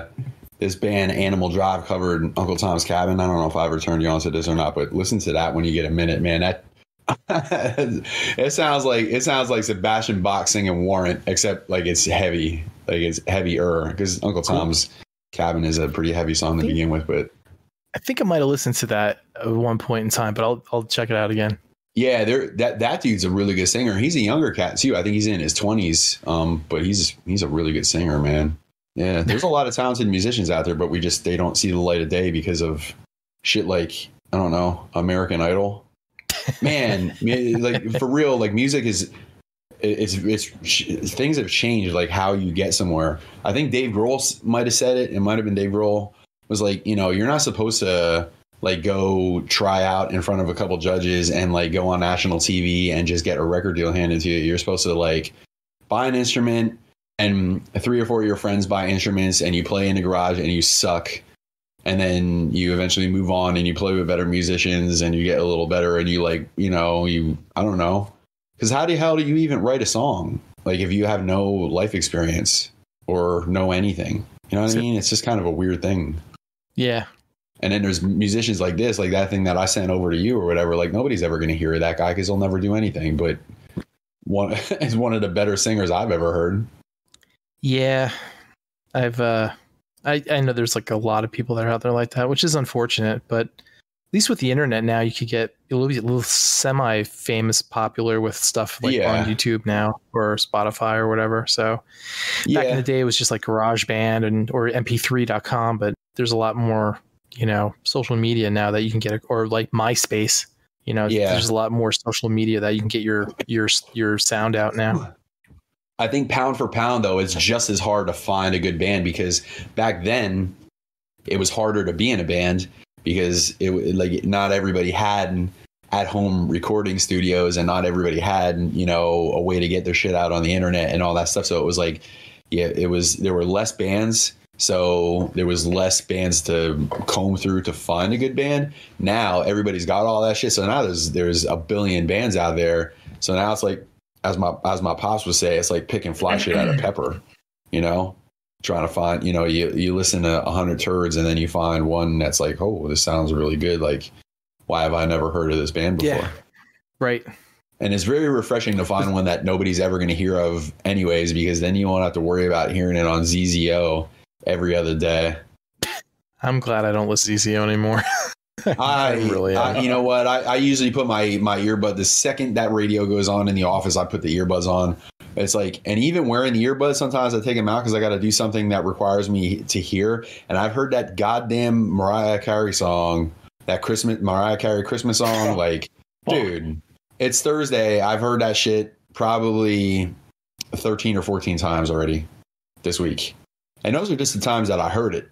Chances are I probably played while I had the buds in. If we ever develop Terminators, can we send one back to kill Mariah Carey before she's born? Can we just take her voice away, because that ass and titties she's nice looking. Yeah, but you know what? All women have ass and titties, so I don't know. She's too. Can we just Can we kill Michael Bublé instead? Oh, add him to the list. Add him to the list. Send out the Helen Mirren sex Terminators. That's awesome. That's your Levy would die with a heart on. Yep. So what else did you watch, Jed? Jed? Did he leave us again? Still here. Sorry, I'm here. I tried to play Levy's video and my internet crashed. It was like, nah, doing two things at the same time tonight, buddy. What's wrong with you? No. Oh, there he goes. I've been to Jed's house before, and it certainly isn't inside a cave. It's just Verizon. They throttle me. I mean, they used to be like every other hour. Now it's down to an hour. Now it's like down every fucking 30 minutes where they just fucking. Whoever your internet provider up there in Trump land is probably that guy voted Democratic. Yeah. Yeah. There's a little dude, a little orange man flicking a switch on and off while you're trying to use your internet. It's seriously, it's like I have to cycle through fucking everything just to have a normal connection. And then like at midnight, it's off. It turns off and I have great internet. Yeah. Till like I go to bed and then I wake up and it's fucking garbage again. I'm like, yeah. So, there was this one thing I have seen online, Mike. I wanted to share with you. Hold on, let me post it real fast here. If I can do that, let's see. You'll get this. I don't know if Levy will get this or not. That's pretty funny. That's fantastic, isn't it? Oh shit. That's pretty good. That's a well thought out meme. Yeah, I was going to say that's very well done. Do you know what album that's from, Levy? No. It's from Pink Floyd's Wish You Were Here. Oh, okay. I just think it's funny because Anakin's on fire. Yeah, well, that's the whole thing is like the original album is The Guy's on Fire. Oh, okay. So, yeah, it's awesome. Anyway, speaking about Kevin Smith, though, I watched the documentary that came out called Clerk. Yeah, how was that? It was good. I mean, if you're a Kevin Smith fan. Yeah, I see that now. I looked up the album cover. Oh. That is actually pretty funny. It's actually if you're a Kevin Smith fan, you like his stuff. It's a nice documentary from like when he started all the way up to his current position and everything. It's interesting. There's some stuff in there that I didn't know about, and they have like a lot of people on that were in these movies, and that he grew up with, and people that developed the movies with him and stuff, and his reaction like when he did Mallrats versus Clerks, and how all the critics like basically said he sold out and shit, and that's why he went back into Chasing Amy. So that's good. It's a little, you can tell the guy that made it like loves Kevin Smith, so it's very pandering at times, but it's good though. It's a good documentary. Have you guys been watching Hawkeye? Yes. What episode are they up to now? Is it up to the third one? I didn't see 3 yet. I saw 1 and 2. Oh, 3's good. Yeah. Yeah, 3's real good. Yeah, I think the last thing that I saw was like where he's asking her like, does anybody know about this? You in this suit or whatever? When he was at, and then the fucking shit came flying through the window. Yeah. And then everything. Yeah, I didn't see the third one yet though. So it's probably my favorite Disney Plus series so far. Out of all. Really? That's surprising. Yeah. More than you like it better than Loki so far? Yeah, I do. It's like I like the whole street level stuff. I like Haley Seinfeld. Yeah, it's very grounded. I was Jeremy Renner ever since before he was doing Marvel movies and stuff, when he was doing TV stuff. This is like he's like back at home with his TV, type of stuff, and it's really funny. There's like a lot of funny stuff in it. Story's good. It's based off of Matt Fraction's stories loosely. But but he's actually a consulting producer on that. I didn't know that. Yeah. Did you know that, Levy? Yeah. I didn't know that until this last episode. The credits. I've seen his name in the credits. So it's pretty cool. What was I saying? I'm glad they brought in his hearing loss into his character. Never remembered that at all in any of the comics or anything like that. So, but that was it was funny how they explained it. Oh, how'd you lose your hearing? Yeah. Yeah, and they just like cut to clips of like the different movies and stuff like that, all the explosions going on around him. Yeah, it's a nice mix of humor and action and story and whatnot. Mm-hmm. So I'm curious to know what that is about. Marvel's formula. Yeah, I'm curious to find out what that watch is all about. Yeah, well, he had that watch in his ass. Wrong movie there, bud. I think I bet you it's a Tony Stark watch. It has something to do with something. Probably some cache of, Iron Man. I bet. I just thought off the top of my head. I bet you it probably leads into the whole Armor Wars series. Probably. It could be. Hey, Jed, this is not a spoiler for episode 3, Mike, but did you recognize the girl, the girl's father, the actor? I did, but I didn't. Yeah, what was he in? Because I recognized he played Akichita in Westworld season 2. Oh, okay. I knew him from somewhere, but I just couldn't put my finger on it. I didn't take the time to look him up on IMDb. Yeah, but I'm like, yeah, I know that dude. Yeah, one of the best characters in that show, and he really wasn't in it all that much. No spoilers for Mike or anything like that, so it kind of do on the download there, Levy. But do you think that person that was in episode 3 is the person that everyone on the internet thinks it is? I'm not sure. The uncle. He's asking if that guy is Kingpin, Levy. Oh, see, Mike already got the spoiler. No, so. I just. Oh no, yeah. I didn't actually even hear about that. I don't know anything about it. I just saw a clickbait type of thing on YouTube when I was scrolling through. I don't think it is, because Kingpin has nothing to do with the tracksuit mafia, does he? Well, it doesn't. Who's to say that it doesn't? They don't have to rewrite it. I mean, he is fucking. I don't know. I think in charge of all crime. It's a bunch of guys in tracksuits. I think that's kind of beneath him. Yeah, bro. A lot of bro. A lot of broing going on. Yeah, that's not his style. I don't think that's it's gonna be him. Well, I guess we'll find out. It might be another Mephisto thing where it's like, it's Mephisto, but it's not. Yeah, I'll be very, very surprised if it's Wilson Fisk. How about have you guys watched Dexter yet? I watched the first episode for free on YouTube. I thought you said you had the Showtime thing. I do. I just haven't sat down to watch Dexter yet. Did you like it? I liked the first episode. I'm really enjoying it. The one thing I liked about the first episode was, did you see it yet, Mike? I'm not going to watch it. What's that? Oh, you're not a fan? I'm not going to watch it. Oh, okay. I'm not a fan, but I never saw the first Dexter, and people have said that I would probably like it, but it's at least that's good. Anyway, I'm sure I would, but it's like one of those things like where I'm so backed up, and it would be so far down on my list that I'm not even gonna bother, saying, hey, don't spoil it for me, because who the hell knows when I'm gonna watch it, because I have all kinds of other shit that's in front of that priority wise. Like the whole time I was watching the first episode, I'm thinking like, well, where's his self narration? Where's all that? Where's the quirky intro, the music, and everything like that? But it wasn't until he had his first kill, and then he went back, and then it all came back. The narration, the music, everything. Like it was like, oh, that's actually pretty cool. I like that. He wasn't being true to himself. He wasn't. And so none of those aspects to his character were present until he finally let the walls down and indulged his impulses, and then everything came back again. And it's like, I thought, all right, that's cool. Yeah, he stopped being Jim. Yeah. His girlfriend's a piece, let me tell you. The chick, I think she's in the end of the second episode. The chick that played Blink in that Fox TV show. Okay, yeah. She comes in as a podcaster that does crime investigation and stuff.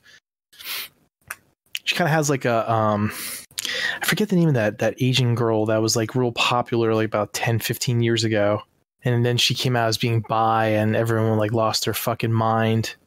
Lucy Liu? No, not Lucy Liu. That's the first name I go to. She was hot, man. Think like skanky Lucy Liu. Yeah, I have no idea who you're talking about. I can't remember. Lucy Liu. What's she been in? I don't know. I can't remember.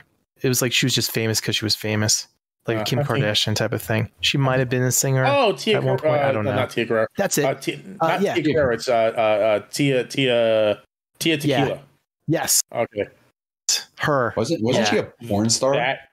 No, I don't think so. Maybe she might have done something, but afterward, maybe. Yeah, she was like on MTV, and she's a flat earther. She's an idiot. Oh, for Christ's sake. Exactly. She has that type of like look and personality and stuff to her. No, did you say Tila Tequila? Tila Tequila? Yeah, that's it. Tila Tequila. She's definitely a porn star, because I just Googled Tila Tequila nude, and there's every angle. She's done nude shit, but I don't think she's done like hardcore porn. No, I'm seeing all kinds of vaginas Probably and dicks afterward. everywhere. Yeah, I'm sure she did stuff afterward. I don't think she started out that way though. Like it's like, I think Levy's right. When I started out on MTV. She got some big ass boobies on her. This is what she looks like now. All right, I'm making my way back to the. Stop it! Oh my God. I don't know. That's a picture that came up in the image search. She looks so friendly. She looks like she would, like, you know, you would give her piano lessons and she would put meatballs in your hand. Jesus Christ! It would help if you spelled porn correctly, Levy. How can you not? Typo. I spelled it porn. Okay, yeah, there she is sucking dick. Yeah. All right, maybe she has done hardcore porn then, because there she's swallowing a load. Everybody does it. Everybody does it eventually. I haven't. Well, yeah. Well, yeah. You threw the swallowing the load out there before I could correct what I was meant to say that before that. If I were to start an OnlyFans page, dude, I think I'd fucking rake it in. Because yeah, you probably would. I think there's a huge deviant community out there that you know is made up of like chubby chasers and shit. Yeah, I think I could fucking make a mint. I think you could too. OnlyFans. I think you could, yo, because that's so true. It's kind of like Photoshop or like anything else that like animation or anything else that you would do. Like you either want to be really good at it or you want to be really bad at it. Just you know, a complete train wreck. Yeah, like if you're like a middle of the road, like you're kind of okay. Like nobody gives a fuck about that. You know what I mean? You either want to be the top of the food chain. That, Mike. What's that? I don't know how to take that from you. Well, listen, you're no Captain America. Like, listen, yeah.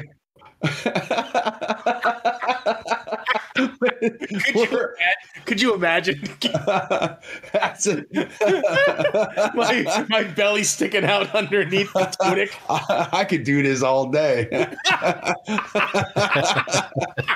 I want to see like Levy fighting himself, and then he stands up over the other Levy that's just laying face down, and he looks down and he's like, "That is the Philippines ass right there."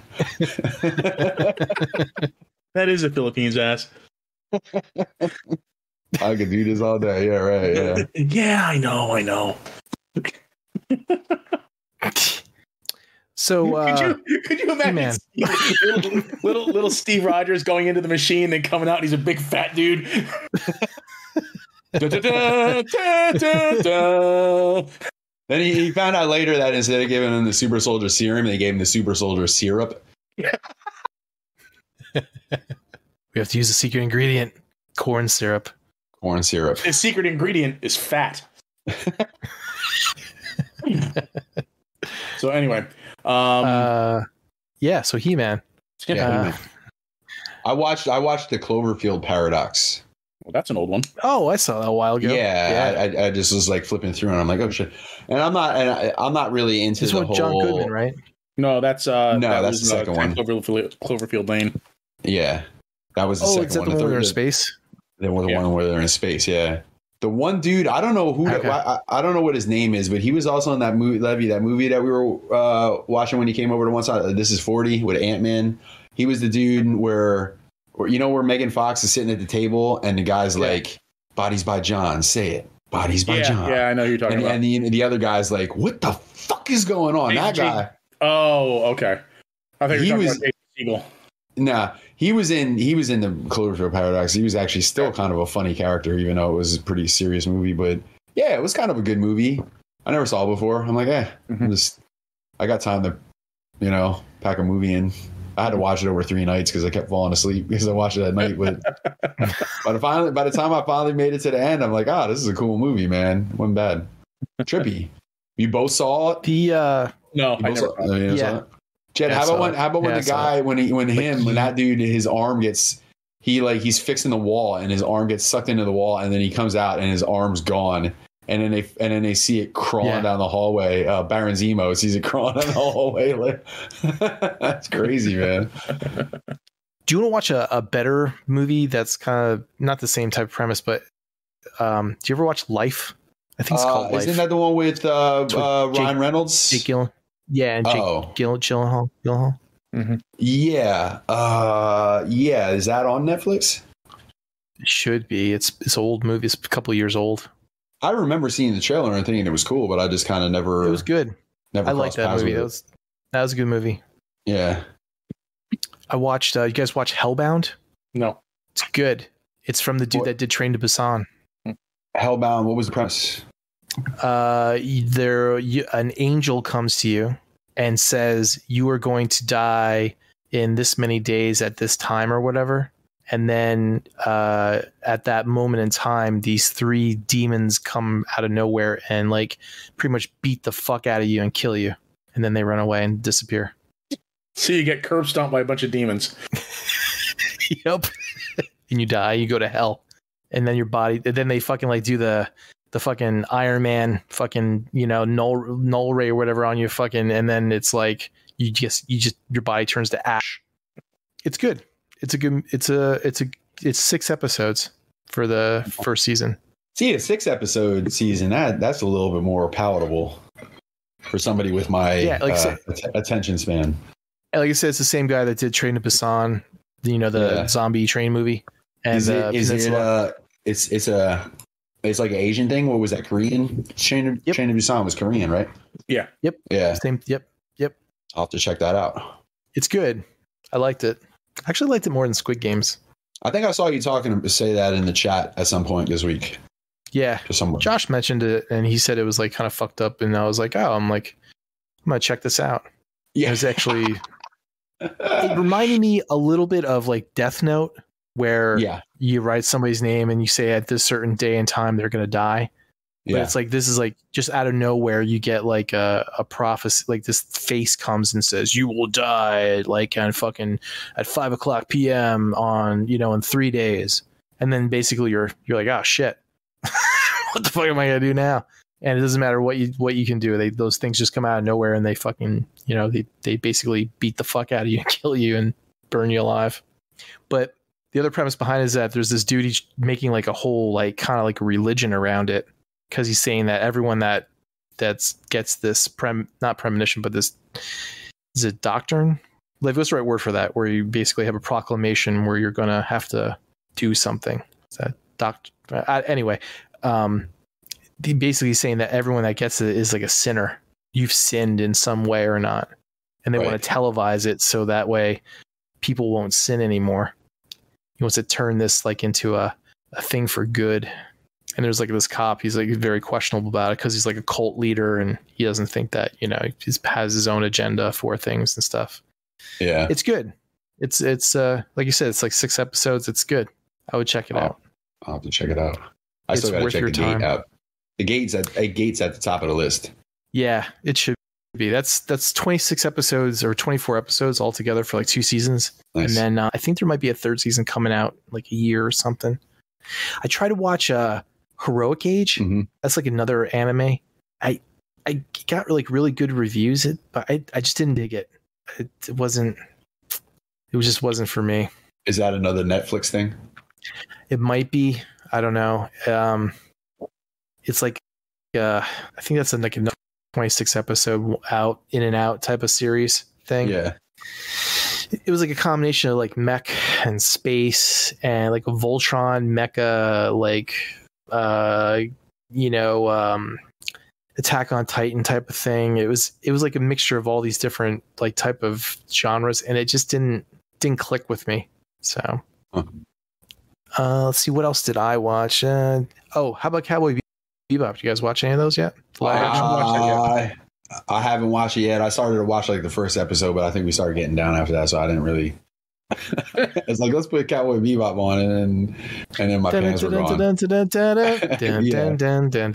that, it was just over. You didn't get past the title screen. To be fair, no, I didn't let her get started until after the theme song, because that is one of the greatest theme songs in anime history. All right, 3, 2, 1, let's jam. You don't interrupt that for nothing.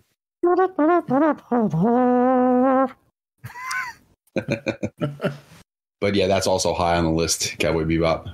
What else do you guys watch? Anything good? I watched 8-Bit Christmas. Oh yeah, how you was said. that? That was really good. I really enjoyed it. It was funny. Neil Patrick Yeah. Harris is awesome. Yeah, that looked As pretty always. good. He's always good. Yeah, he's another one, man. He's always like he plays some funny roles, man. Yeah. But yeah, Every time I great. picture him, I think of that scene in Howard and Kumar when he's like hanging out the top of the limo sniffing coke off the stripper's tits. Did you see the third movie? And the funny part about it is like he didn't even like it. You know what I mean? It's like Did you Was it see the the Christmas third one? movie? Was that the Christmas one? Yeah. I think it was the 3D one. A really long time ago. I don't even remember it. I don't think. I think I might have been shit-faced drunk when I watched it. But remember, like when he first started doing those movies, like he hadn't come out of the closet yet. right. But by the time the third movie came around, he was out. And so he was doing that stage show, and he, backstage in his dressing room, like he was talking to the one girl, and he tried to throw himself all over and shit, right? Mm-hmm. And she's like, "I thought you were gay." He's like, "Oh, I'm totally gay. I'm gay for that pussy." Which one was it where he was branded by the fucking whorehouse? Was that the second one? Oh man, they all run together for me. Yeah. I think it was the second one. Because didn't he like basically he was out after they rode the fucking cheetah in the woods? Wasn't it? Then they finally got to White Castle. Maybe. I think it was the second one. It's been a long time. Time for weird news, Levy. Weird news. I only have one story actually this week. Let's take a look. Weird news. This. Okay, this comes from sciencealert.com. Man keeps a rock for years, hoping it's gold. It turned out to be far more valuable. See here. In 2015, David Hull was prospecting in Maryborough Regional Park near Melbourne, Australia. And he was using a metal detector and discovered something very heavy, or a rock that was very heavy, reddish, and resting in some yellow clay. He took it home and tried everything to open it, sure that there was a gold nugget inside the rock.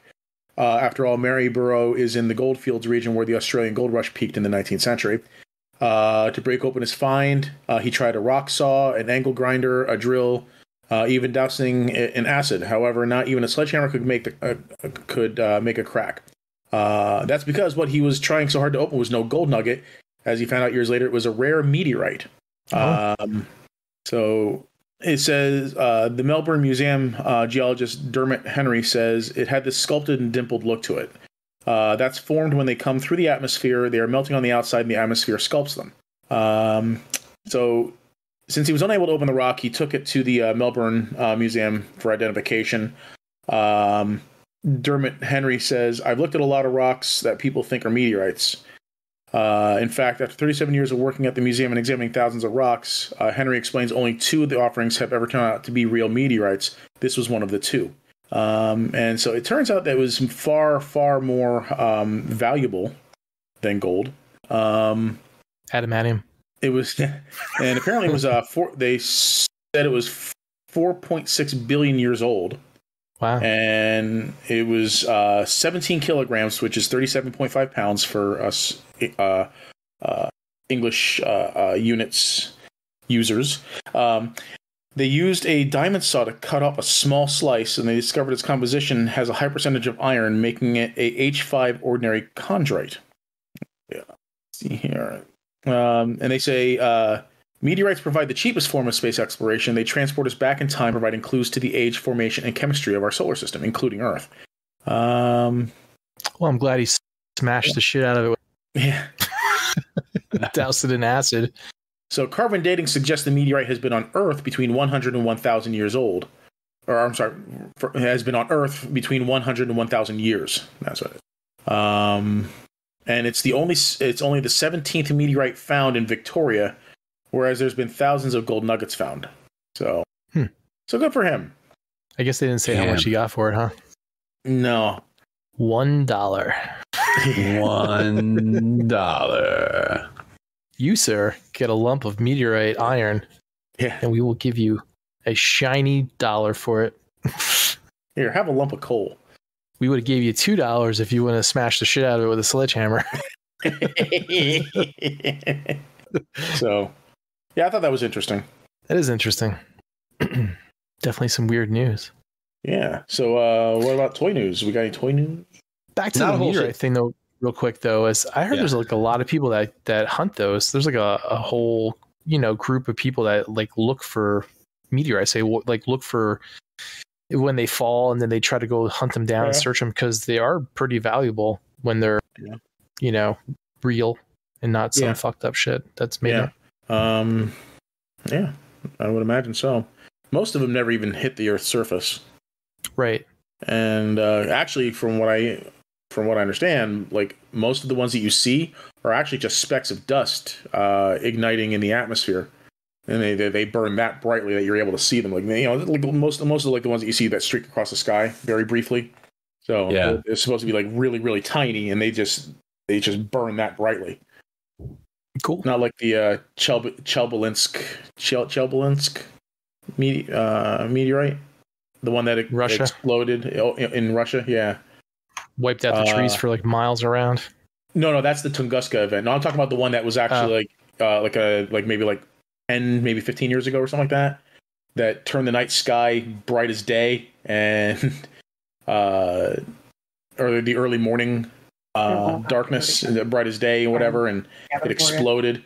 And what happened was because people were looking out their windows to see this thing, right? And then it exploded, and they watched the explosion, but then the shockwave hits like sometime later, and the glass just shatters, and then it right in their faces. They had a lot of facial lacerations, injuries reported after that because people were like looking out the windows, and the glass just shattered right in their face. Where was I? I thought I read something recently where there was a meteorite that landed inside a volcano or something like that. Bullseye. Yeah, right. And who said God doesn't play dice with the universe? Right. But yeah, no, you were talking about the find that. What's that? The Russian one. The Russian one. The from you were talking about 1901 or something. Yeah, the Tunguska event. Right. They said that if that had come at a different time, it could have wiped out an entire city. If I remember right, exploded up in Siberia. If I remember right, it didn't even hit the Earth, right? It just exploded above it, and it did all that damage. Yeah. It exploded. Actually, well, I don't know if it's worse or not, because there's no ejecta. Because when it hits the ground, obviously you get all that ejecta that goes up into the atmosphere and stuff like that. Mm-hmm. But yeah, it exploded. I think they said maybe 10,000 feet above the ground, I think, and just wiped out forests for miles and miles and miles around. Literally flattened these trees. Yeah. Yeah. See, I would have took that meteorite that guy gave to the museum or whatever, or got cashed in. I would have had a sword made from that. Meteorite sword. Space sword. Yeah. So definitely a +1 at that point. Star Metal. Remember that Conan cartoon? By Crom, I don't. Where he had that Star Metal sword. I kind of remember that. Yeah. Yeah. So, all right. Wasn't somebody famous did the voiceover for his dad, like Clancy Brown, or maybe, I don't know. I barely remember the show as it is. I just remember the Star Metal. Yeah, I can't remember that. Toy news?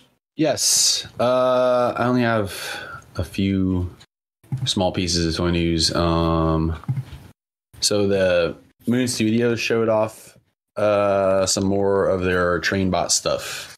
They've been showing the first two, but they put out those the pictures of the second two, which is Kane and I don't know if I'm pronouncing that the right way. Kane, Kaen, and Shoki, which is the torso and the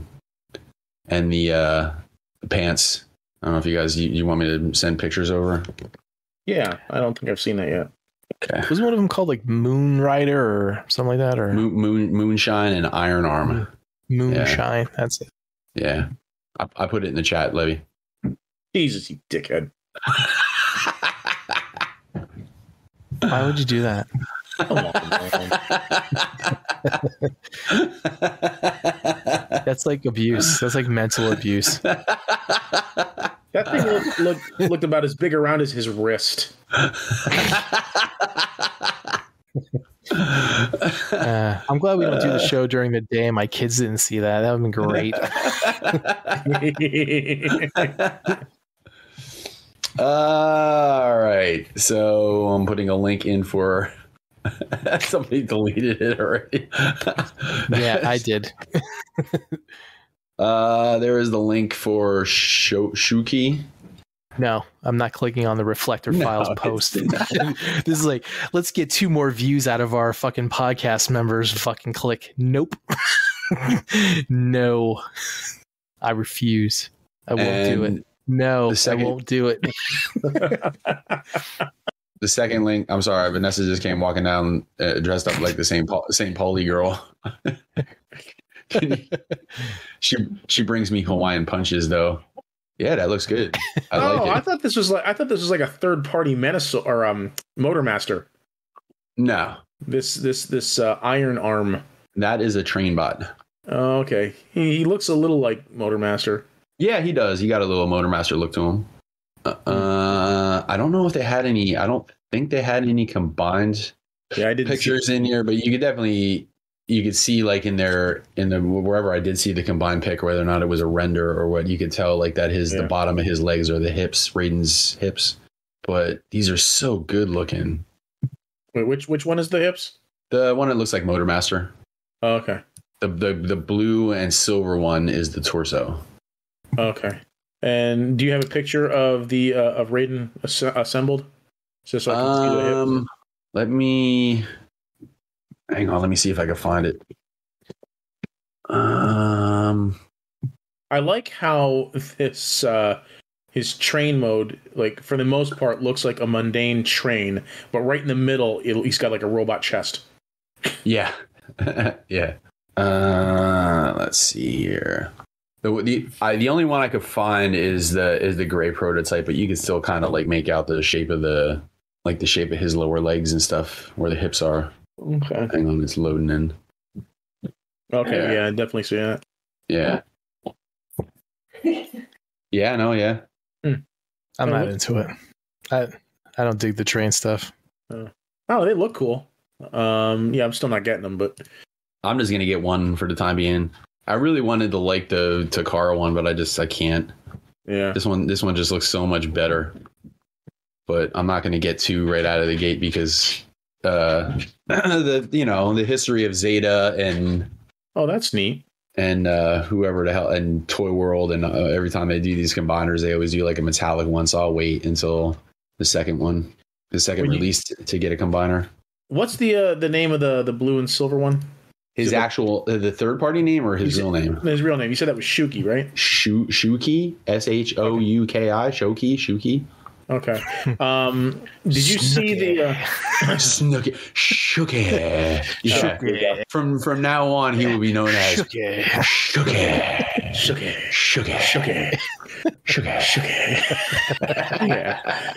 I knew. As soon as Jed said that, we were going to be doing this for the next 5 minutes. I don't know why it's so fun to do. Shuki. He doesn't. Maybe Bill don't even like sound like that, but he just likes talking like that because it's fun. No, it's actually really funny when Anna Paquin did her impression of him in that one episode. Yeah. But anyway, when you look at the shots of him in his train mode, if you look at the back, there's a neat little detail here. It looks like the which one? The Shuki. Yeah. Look at the back of the train. You actually see a door at the end of the car. Oh, the back of the train mode. Hang on, I'm going through the. So like if train cars were hooked up, that that would be the door that you would pass through to get to the next car. Yeah, that is a nice detail. Yeah, it's a nice little detail that they sculpted that in there. So I do gotta explain I keep shitting on the Takara one. Mm-hmm. The Takara one is actually like their alt mode, their alt train mode. They went for like a real exact homage to like the real train or whatever, which is a way longer train. Yeah. Which is probably why he looks as goofy as he does in robot mode, because they have this one's a shorter train and makes a taller robot. The Takara one is a taller, a longer train that makes a shorter robot. So just by, you know, mass shifting and all that shit, they would need to put all that shit somewhere. So that's really why probably why the Takara one doesn't look all that great. Besides the fact that it just doesn't look all that great. It doesn't look like an MP. This one or the other one, the Takara one? Oh, no, the Takara one. Yeah, the Takara one just looks like it just looks like a chug, man. It really does. But anywho, so there's the train bots. What's the company name that's doing that stylized Aerobots? Is that Dreamstar? Or? That's Dreamstar, yeah. That's supposed to, I think the first one's supposed to come out this month at some point. Oh, is it? I think so, unless they delay it. Next piece of toy news. Not really. Let me see. So these were some shots from inside one of the instruction booklets for Ocular Max figure, and they showed off the hotspot in all modes. The Ocular Max hotspot. So they got the robot mode, the base mode, and the Defensor legs or his legs? Yeah, those chicken legs. Yeah, them chicken legs. Yeah. It's going to be interesting to see how their groove is going to fill. Like Groove and Streetwise are going to be taking up the same amount of real estate because both of the legs are the same size. Yeah. So it's going to be interesting to see how they get their groove to fill out, you know, all that space. A really, really, really big upper arm there On Hotspot. Yeah. Yeah. He's swole. Yeah, man. He's like, who's that guy? That Frank, whatever his name is. Man. Swole is the goal, size is the prize guy. You know that guy. Is he the guy that was injecting synthol? That screaming workout guy on the, you know that guy. I know that guy. Yeah, like he's the only funny meathead I know. You know what I mean? I don't know him, but he looks like this hotspot looks like he was injecting synthol. Are those skeleton legs thing, or is that from the whatever they call that, the girder part of the engine? You know, where the hose goes and stuff. It looks like it's like, if you look at the truck mode, it looks like it's on the top of the truck, like underneath the ladder. But I don't know. Okay, but that's where it looks like it may be. And they did. This is the all-in-one, right? This is the all-in-one. Yeah. Yeah, the all-in-one. Yeah. Which is pretty interesting because they found a way to hide the Defensor shit inside them, but then they also did the same kind of trick that Takara did with like their Inferno and Grapple. Like they completely hid the ladder in robot mode, which is pretty cool. Except it looks like they did it kind of like a little bit of a different way. It looks like the ladder splits. If you look at the one where you see the robot mode from behind, it looks like the ladder splits and and it goes on either side of his backpack. Okay, yeah, I see it. So, is anybody in on this besides me? No, unfortunately, this started coming out at a bad time. Maybe I'll try and pick up a gift set later when they sell them all as a set. You're more into this one than the X-Transbots one, Levy? Oh, no, I'm thinking of the X-Transbots one. Yeah. My bad. Yeah. Yeah, I think maybe I might try to get, like, you know, if they do the X-Transbots one as a set, maybe might try to get that later. But, yeah, these Defensors came out at a bad time for me. Yeah. My last piece of Transformers toy news, Super 7 just announced the third wave of their Transformers set, their Transformers line. And it is it's a strange cast of characters for this one, man. So they got Tarn, they got G2 Megatron, they got G1 Wreck-Ar, and then they got the Alligatorcon, and it comes with the top of the skyscraper with the arm on the side, which is pretty hysterical. What a great accessory. Yeah, like I don't even know what you do with that, you know. It's a great accessory, but then you take it out of the package and you're like, where am I going to put this? You know where I put that? On the top of the Christmas tree. Yeah, I will put these on top of these Legos right here. all Alligatorcon news all the time. It's like they gave you the top of the skyscraper, like you have the rest of the skyscraper somewhere. Right. Like you're just gonna stick that shit on the table. It combines with that robot from Big, where it's just a building. Yeah. Yeah, Alligator Con, the Wreck-Gar. I guess that one accessory, I guess that's supposed to be the toy head, I guess, on Wreck-Gar. He has his regular cartoon head on, but then the one accessory is a toy head. Mm. And yeah, I don't know. Loud ass G2 Megatron.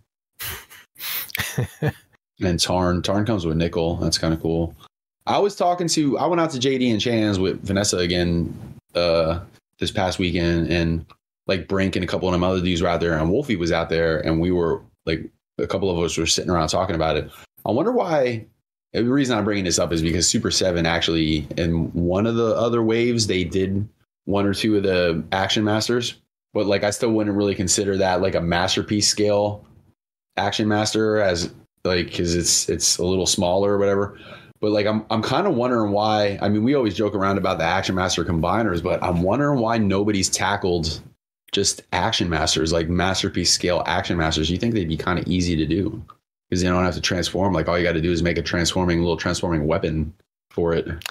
And I don't know. I feel like I mean, isn't that like is that like more like a flame toys type of thing? Maybe. Yeah. I like if they did, except that they're if they did, yeah, like flame toys does a little more like stylization. Mm-hmm. I guess, like, but if you were shooting for like a real MP style, there's really nothing out there. I don't know. I'd be down for that shit, and then I could curse Jason Brent all over again. I could curse him in MP scale. That's all I got for my part of the toy news. I don't know if any of you guys have anything else to add. I was going to ask you and Levy what you guys thought of that Storm Collectibles Liu Kang. I found. Go ahead, Levy. I was going to say, I think it looks great, but I think I'm out for Storm Collectibles Mortal Kombat stuff anymore. Really? Yeah. So I would bring up the JD and Chan trip again one more time. He had the Kung Lao, and like in hand, I thought he was pretty cool.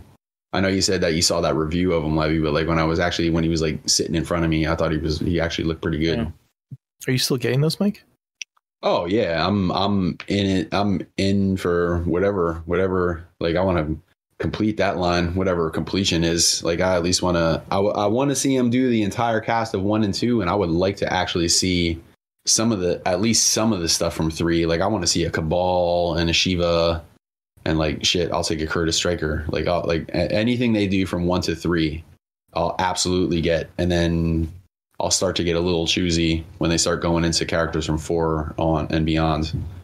But yeah, I'm definitely and in. You're not getting any of those like those version 2s of like the ninjas or nothing like that, right? Like the reptile that they. I'm gonna get version 2s of if they ever do Rain and Ermac, like.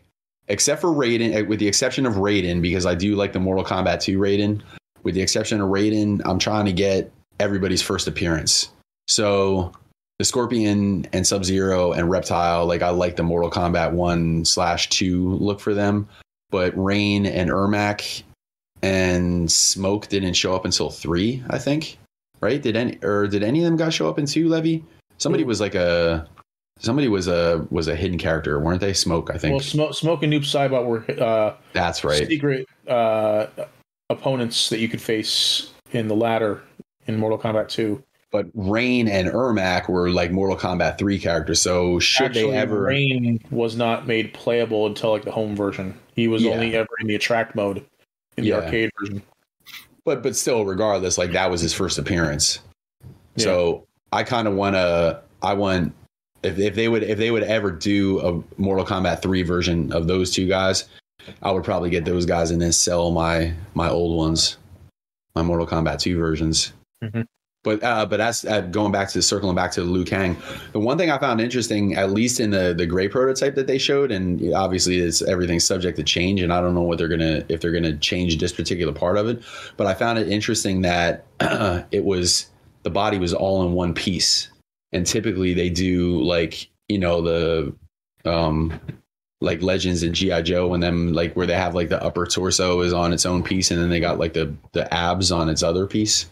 Mm.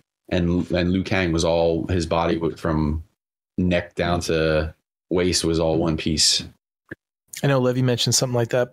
Did you say that you didn't see any like break points anywhere in the waist on Liu Kang? Yeah, it looked. Yeah. It looked like there was no torso joint at all. Like there's no separation between the upper torso and lower torso. You know. Yeah, and you know it'll probably look better especially because of a character like Liu Kang who's shirtless. You know, so it won't that big seam won't be apparent. But I don't know, man. Especially for a character like Liu Kang, like he's kind of like a little, I don't know. You expect to see him in all kinds of crazy ass like Spider-Man type poses and shit, you know, and yeah, you would expect him to have like torso flexibility. Yeah, so I'm not sure how I feel about that, and I honestly I don't know if it's going to stay that way or not. I mean, if they're putting it on display like that, you would think that part of it is not going to change. Yeah. What's next? That was last your toy news. Yeah. Mafex announced 2 new Marvel figures, X-Force, Deadpool, and Wolverine in their gray costumes. Yeah, I'm glad you brought that up because I have questions. Mm-hmm. So they both look really good.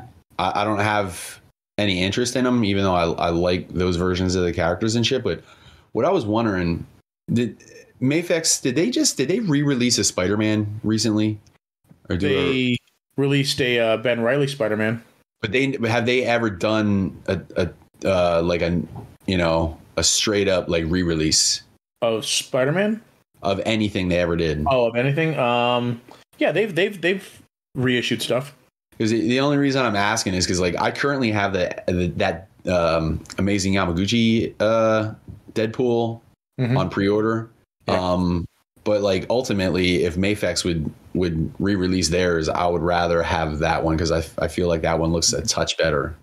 Didn't Mafex just announce they were re-releasing the one Spider-Man, not the Ben Reilly one, the like the normal regular Spider-Man? Or didn't they do didn't hear anything about that? Maybe it was a couple months ago. I know that they did a comic book version of it, like with the cell shading and shit on it, didn't they?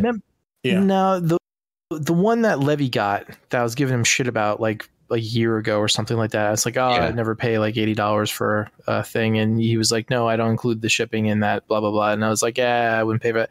I thought they just reissued that like maybe about a month or two ago. I thought I saw that on Ami again. If they would have done that, I would have been in on that in a second. No, I haven't heard anything of them reissuing that. I know I saw it, and like I said, maybe it was just an Ami Japan thing or something like that. But I did see it again. Are you sure it wasn't the Ben Reilly Spider-Man? Positive, because I know the Ben Reilly costume, and it wasn't that. Because I mean, it uses it does. They did resculpt a lot of parts on it, but I mean, it is essentially the same figure. Yeah, no, I'm familiar with that costume, and it wasn't that. It wasn't like a week ago or anything like that. It was a little while ago. It was like a month or two or maybe more ago. But yeah, I saw reissues from them on that.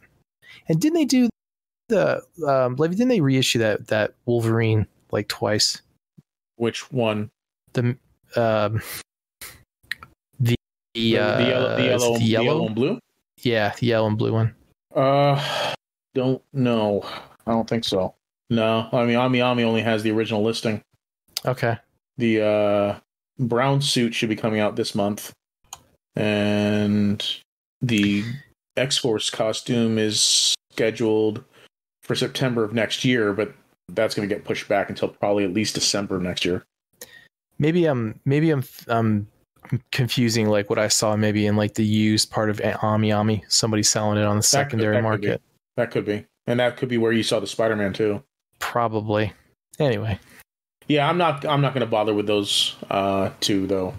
I have no real attachment to the X-Force run, so I never read it. I hear it's really good, but yeah, so I'm out on those. That's going to be 2 Mafex figures that aren't going to be biting into my wallet. Yeah, same. They look good though. Yeah, they do. They do look good. So listener questions? Yes. Let's see here. See if we have any other comments elsewhere. Oh, that's what they did. They did the Mayfix blue and yellow, and then they did the comic brown. Okay. Yeah. I think this is where I'm getting confused with the Wolverines. Okay. So our first question comes from Gary Allen. And he says, what was your biggest surprise collectible purchased in the last year? Did you try a new line or just surprisingly enjoy a figure far more than originally anticipated? Flip it around. Did you have a disappointment that essentially served some of the infamous buyer's remorse? Have a great holiday season to you guys and your families. So thanks, Gary. See here, Mike or Jed. Have you guys had any surprise purchases that where you enjoyed them more than you thought you were going to? Or something that just like really came out of left field for you? I would like to say that Mayfix Gambit, except that it wasn't a surprise because everybody that got theirs before me, like when I was reading, posts online and stuff, man, everybody seemed to love the shit out of it. So that took the mystery out of it for me. Like I knew it was going to be good when I opened it up, Yeah. But yeah, I from the little bit that I messed around with that, man, I loved it. Man, trying to think if there is anything that I got that blew my door. Man, the Soundwave I just got blew my doors off, but I kind of knew that was going to be good. Yeah, nothing. Trying to think, did I try any new lines out? I didn't really get any now because I'm still waiting on them Thundercats. No, there's been no. I'm completely honest. There's been no surprises either way. Like I didn't get anything that blew my doors off that I didn't think was going to. And likewise, there was nothing that I remember getting that was complete that I thought was complete trash. So yeah, I'm sorry for my boring answer, Gary, but it's. Did you have anything that disappointed you? And Locke doesn't count. Yeah, Locke was it. but again, just like the Gambit, I kept seeing all the reviews of that before I got it. So I was I knew it was going to suck before I even got it. You know what was really cool, man? Vanessa just got that gargoyle, and I thought that was really cool. I was like, because I'm not really much of a NECA collector. Yeah, and I'm still not, but she was really into getting it, so we got it, and that thing was pretty impressive. Yeah. What about the amazing Yamaguchi cable? Yeah. You know what? Good call, Levy. That was a good one, man. Because I didn't know how I felt about mixing the Yamaguchis with the Mayfexes of the world, but that thing's pretty awesome. That was your first amazing Yamaguchi figure, right? That's my only amazing Yamaguchi figure at the moment. Okay. So I wasn't, you know what? I had zero expectations outside of like, well, it looks cool in pictures, and I really like Cable a lot, especially that, the old 90s Cable. So I was like, let's give it a rip and see what happens. But everybody that I've talked to since, including you, and I think Brother Kyle, did Brother Kyle get him too? I think Brother Kyle even said like, man, that Cable's awesome. Yeah. That's actually, thanks for doing my homework for me, Levy. That's probably it. That cable was awesome. I guess for my most disappointing figure, any of the Marvel Legends that won't stand up when I open the door, when I open the Detolf door, dude, what figure really pisses me off, man? And it's funny because I see him in other people's collections, and a lot of time, like we were out at JD and Chan's, and he has a bunch of X-Men and Mr. Sinister. Nobody's Mr. Sinister stands like. You gotta like, his cape is so goddamn heavy. I don't know if I got that this year or last year, but that fucking Mr. Sinister pisses me off because he looks pretty cool, but he's ain't worth shit because he can't stand on his own 2 feet, man. What you got to do is you have to get those little the little circle, little discs. No, I think it's 3 millimeter magnets, and you can put them in the holes in their feet, and then you can just basically put them on, like magnetize them to whatever on the bottom of the display there. Use a little piece of sheet metal or whatever you wanted to in like your display. That's an interesting idea. I did it for my one Spider-Man like a few years ago. And I bought like a box of like 100 of them. Because eventually I was going to put them in all the feet of everybody. But I put on my Spider-Man. I had him like on the refrigerator. I had him hanging from the chandelier and stuff like that. It's really cool. That's a very cool idea. I like that. Anybody else? How about you, Jed? Do you have any Figures that you like surprisingly well. Well, it wasn't really a figure, but the when I got the Yamato, that I've been waiting to get for a while. I've been watching that for a long time, and then finally popped up on Ami. I grabbed that, but that was probably like the best day I had like all year. It was like just one of those days where it was like, you know, I got it, and then I had the other ships, and I put the batteries in it, and it was like, yeah, it took you back to being a kid, and like with the sound effects, and you had the little remote control so you could turn the turrets on it, and the wave motion gun and all that stuff. So that was a lot of fun. That was like a lot more. Got a lot more out of it than what I thought I would. I thought it would just be like kind of like a model and made some sounds. Yeah. But man, when the turrets turn and it does the whole countdown and the lights change, and even the engine in the back, you know, the lights change in the engine, you know, when it's like going into like its thrust or warp or whatever. And then when like it interchanges with you know, the other ship, so it fires, and then the other ship, you hear it crash and the explosion, and the lights flash on it, and then, you know, after like 3 times, it like the lights completely turn out because it's destroyed, and all that stuff. It was that's a lot of fun. That was like probably the best purchase I made this past year that really impressed me. It was like a lot more so than what I thought it would be. Disappointing wise, I'm trying to think if there was anything that really bummed me the fuck out. Skids. Skids was that. Skids. I don't think Skids bums me out. I think it was just I haven't handled a Carbot in a while, and I just forgot how, you know, small they are and stuff. So I didn't really expect a lot out of Skids anyway. I just figured I'd get him because he's a Carbot, and I usually try to get all the Carbots for the G1 stuff. So not really that much. I think maybe I think what really bummed me out the most probably is just like the whole G.I. Joe collecting thing. Just all the exclusives, hard to find, all the figures, you know, not available anywhere. I probably would still be collecting those today because I saw some of the cool stuff coming out. They're doing like a lot of the animals now, you know, I guess. But, you know, and like I think they're going to do vehicles. Doing a lot of the animals? Did I just see them? They were doing something. I don't know if it was an alligator or something. With a figure. Croc Master. Croc Master. Yeah. And then they did Timber with Snake Eyes. Yeah. And they actually, I guess we could probably have put this in toy news, but they Chosen Prime just put up the pre-orders for the bats and for the alley vipers. Yeah. And you know what, the bummer of that the bummer of the whole thing, Jed, the guys like you and like Richie and a couple of these other guys that are out. I think actually Gary, I think he's out too because of all that shit. But things have changed. Like it's like they're a little easier to find these days. Like my buddy Nort just told me, he hit me up and asked me if I had what's his face to do on the motorcycle, the one that Gary just sent me. Jesus Christ, Breaker.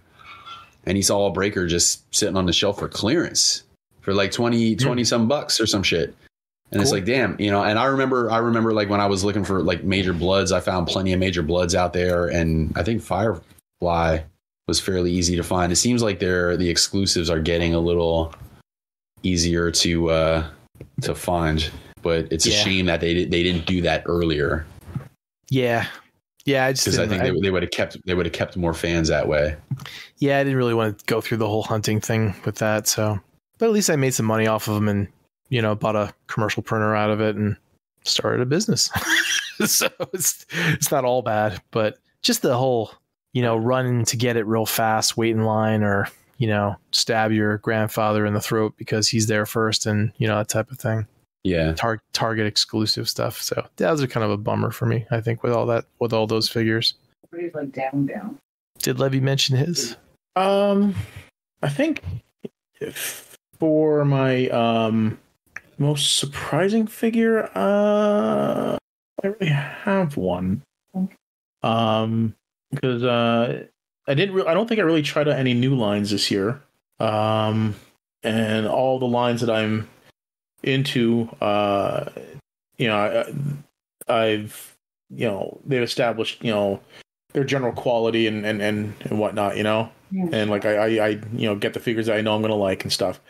A biggest disappointment for me, though, I definitely would have to say would be the Mafex Hush. That I just was that figure. I don't know. It Mafex Hush. What? Hush, the character. Oh, Hush, the character. Hush. Oh, okay. Yeah. I think that was the biggest disappointment for me. Like, the articulation's not great because he's missing a bicep swivel, and it was really loose. It seems really fiddly to me, and I'm not enjoying it. And same thing with, well, not same thing necessarily, but the animated series Batman. I'm not sure if I'm gonna hold on to it. I think I might try and sell it. So I haven't decided yet. It's got some neat features and stuff like that, but I don't know. I'm not. I haven't warmed up to it as much as I thought I would. So, but yeah, I mean, that Gambit. Actually, you know what? I think because like I knew the Gambit was going to be good, but like, I think that figure actually like really blew me away. How good it is. I was like really, because like looking at the promotional images with the jacket and everything, the jacket looked very like the material didn't look great to me. You know what I mean? It looked very fuzzy. If you know what I mean, Mike. Yeah. But having it in hand, oh my god, the figure is just absolutely fucking amazing. It blows away the Marvel Legends. It blows away the Amazing Yamaguchi.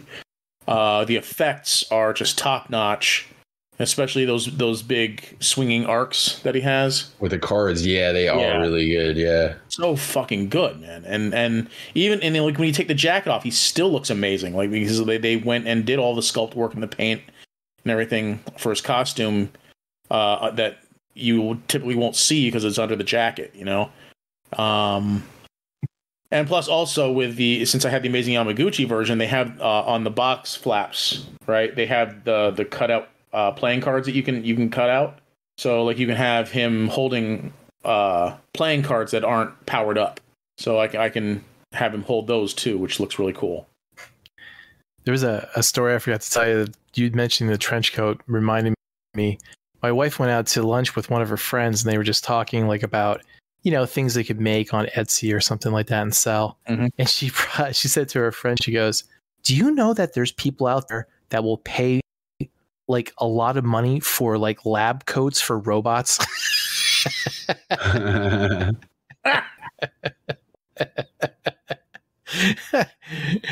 She's like, people will sew these things for their action figures, and they pay like $60-$80 for things. And I'm like,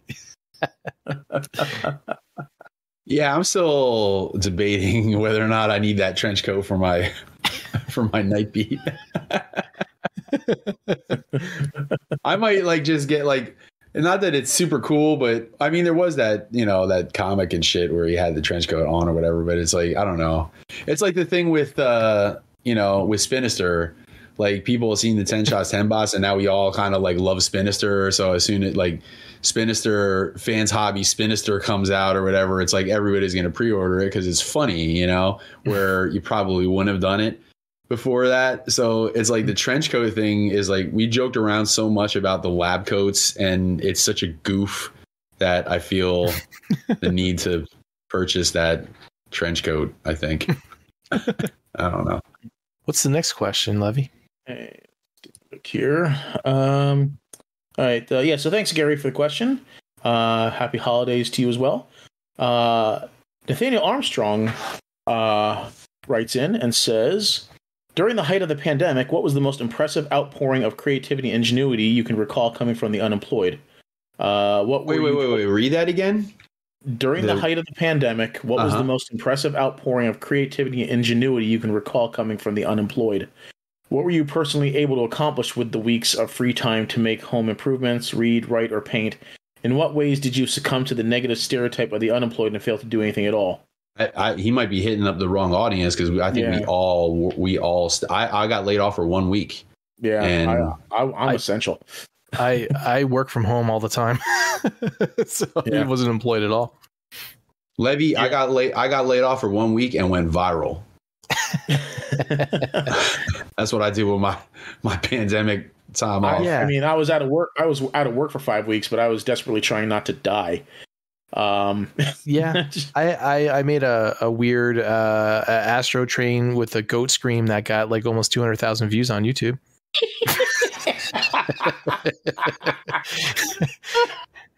Plus, I had to put up with my wife and kids for a whole year, so that was wow.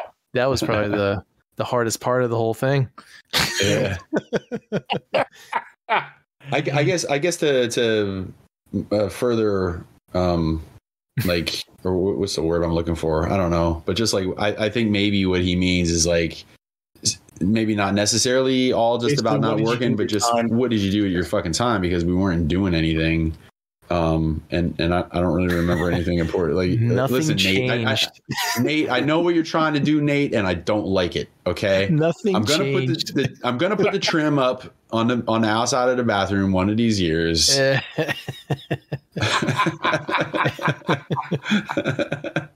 Nate commented on that. I put that post up a little while ago, that video where like I showed off the Thor hammer like tool set or whatever, and Nate's like, "Hey, you can use that to put the maybe you can use that to put the trim up." Yeah, I saw that. That's funny. I wonder. Because Nate's not really too much of a ball buster, so when he does bust balls, it's kind of extra funny. Do you think Levy hung anything on the walls? No. No. Not even a mirror or a clock. The world may never know. Just bare. But I'm perfectly fine with that. Bare walls? Yeah. I don't understand everyone's obsession with having pictures on their walls. What the hell else do you do with your walls, Levy? Nothing. They're there to shield me from the elements. Nothing. I just hang fucking Dan Kanas and fucking Skullface shit all over it. Neither of whom have ever hung out with me in my basement. I'm detecting an edge to your voice there, Mike. Huh? I'm detecting an edge to your voice there. I'm gonna tell Bobby next time I see him, and I'm gonna it's his fault, Bobby, listen, man. I'm tired of going downstairs in Levy's basement and seeing your fucking artwork hang up, and you never even been anywhere near his basement. You should take that fucking hammer that you got with a tool set and just smash his door in and fucking do it yourself. Levy, there was actually I talked to April about it a while ago, and it was like I can't remember.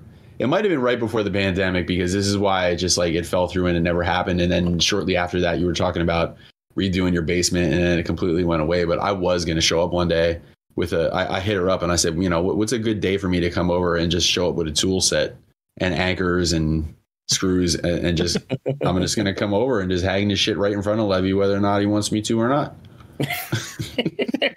What's he gonna do? Fucking wrestle me in a room full of collectibles, like where everything?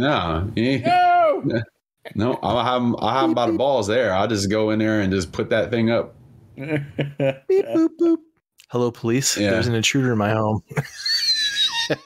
The funny thing is, like, I would hang my own shit, and then like a week or two later, I would see like a picture of him in his basement, and behind like where my artwork was, it would be taken down in the fucking Dan Kana artwork. This ain't all that great, but whatever. I mean, at least get some Casey Kohler shit or something. Jesus. Like Bobby, I get. Because at least we know him, Fucking shit. Hidden toys sprung up from the pandemic. So that's an accomplishment. And I think Nate's other question was, do we look on in disdain about people who are unemployed? Was the second part, Levy? No. Yeah, I will. I'll tell you what, it was a rough go. Like, for me to get up and have to go into work, especially because I had to go up and put up with Irv shit. Knowing that other people were sitting at home and they were getting 100% of their unemployment plus $600, and I was going in and dealing with his fucking shit all year. Chat my ass. It chat my ass a little bit. Like, I'm gonna be honest with you, and I'm not anybody. There ain't a single person on this earth that's gonna accuse me of being a lazy dude, because I love getting shit done, except for bathroom trim apparently.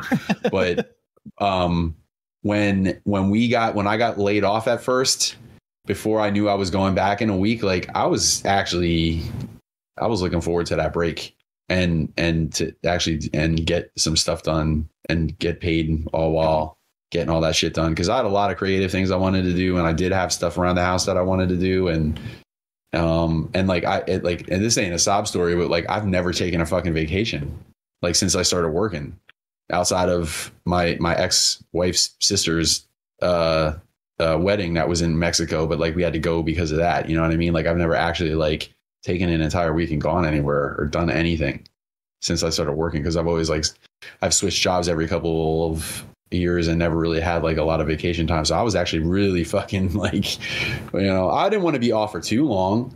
I didn't want to be off for like 6 months or anything like that, but I could have done with like a month or two of just like getting paid to be at home and just get shit done. That would have been all right. So yeah, I was I don't think I was pissed off at the people in the situations that were able to collect and get the extra money and all that kind of shit. It was more jealousy than anything. I wasn't mad at them. I wasn't mad at the players. I was mad at the game. Let's put it that way. Well, no, he's not saying he wasn't saying about, you know, what did you feel about the people who were unemployed. He said, in what ways did you succumb to the negative stereotype of the unemployed and fail to do anything at all? Oh, well, yeah, no, that doesn't apply to any of us because we all basically kept working.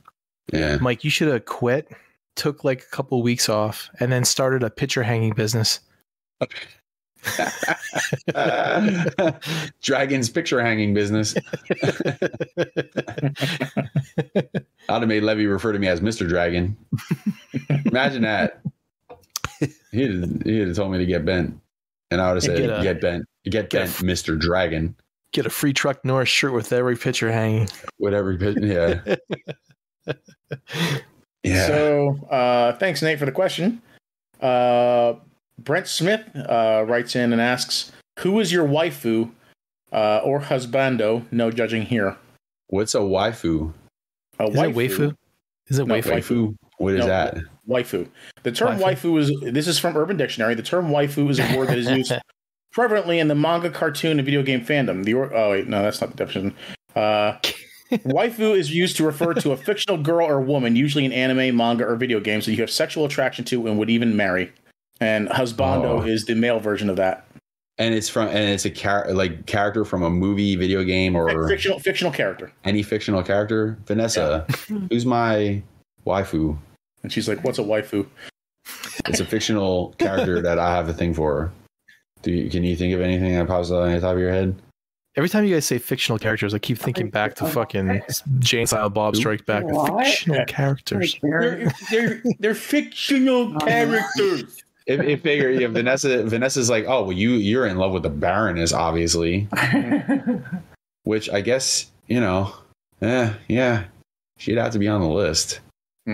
Chitara. She was like the original. No, she says Chitara, but Chitara's a strong no. I think when I was younger, I would have said Chitara, but then when I realized like she's covered in fur. She's covered in fur. That's really it's kind of a turn off because like, you know, I'm not into. I like the hardwood floors. I don't like carpeting. You know what I mean? Not in the furries. Like even like I don't know. If I go down there and there's like a little patch, I'm just like, get out. It's like if I see Afro Bush or Dirty Feet, I want you out of here.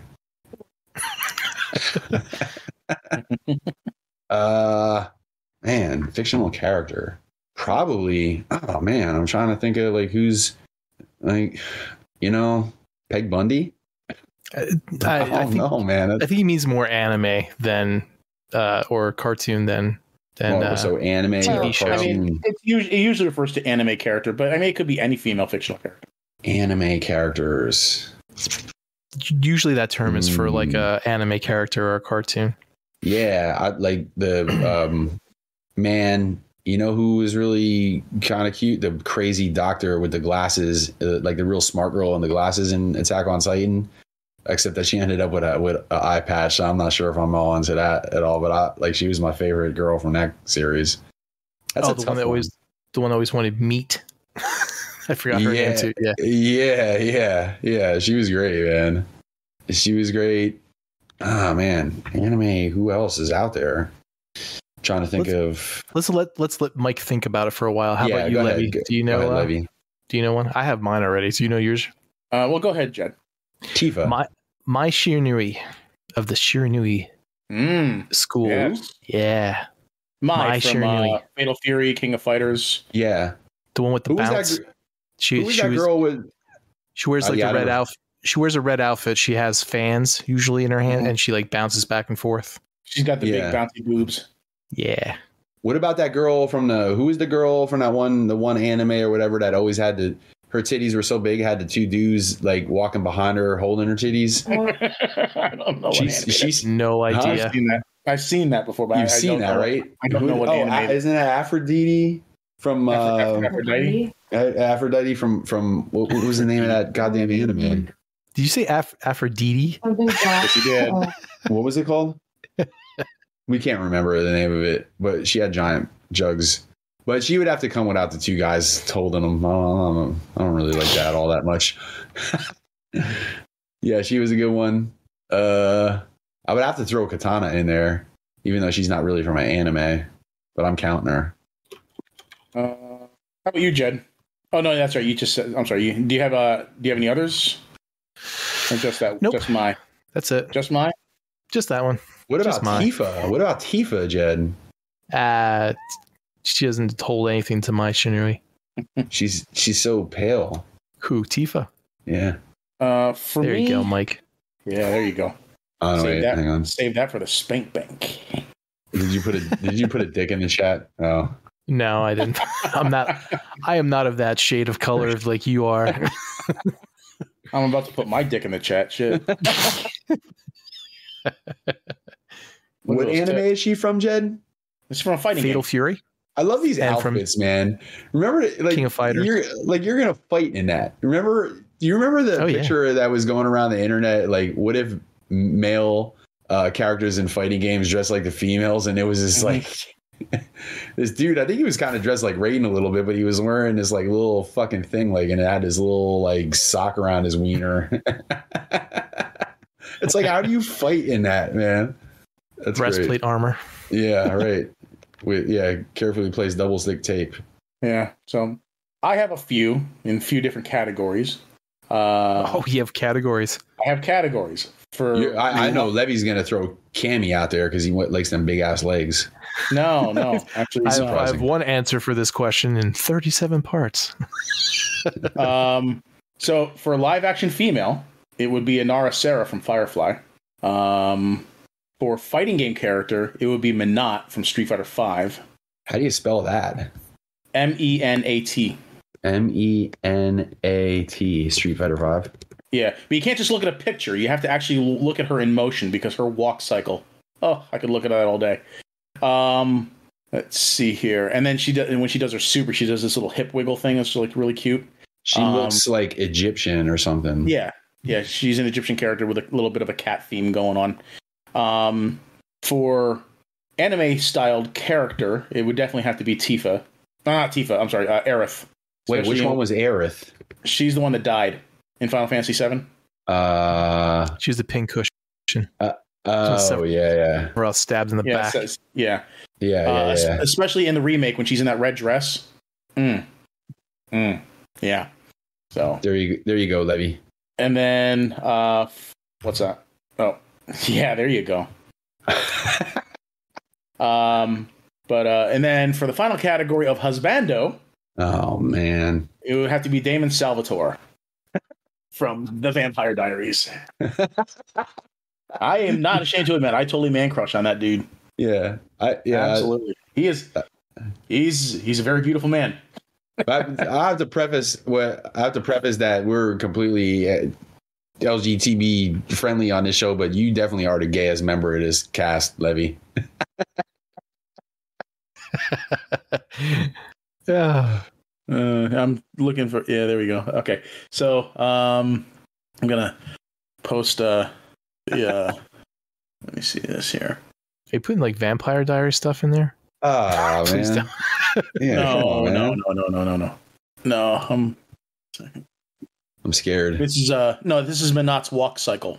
Oh, that's animation. how she walks? That's exactly how she walks. That would get on my nerves after a while. Nah. You don't really, most times you don't ever see her walk anyway because players are always dashing. But I automatically like picture her walking like that all the time. You know, when she vacuums like that, she brings you a sandwich like that. She can bring me a sandwich like that all day. It looks tiring. I'm gonna start walking like that around here and see what Vanessa says. What's the poo for? What? I don't know. There's a poo in the chat. It looks like it didn't upload. Did you say poo?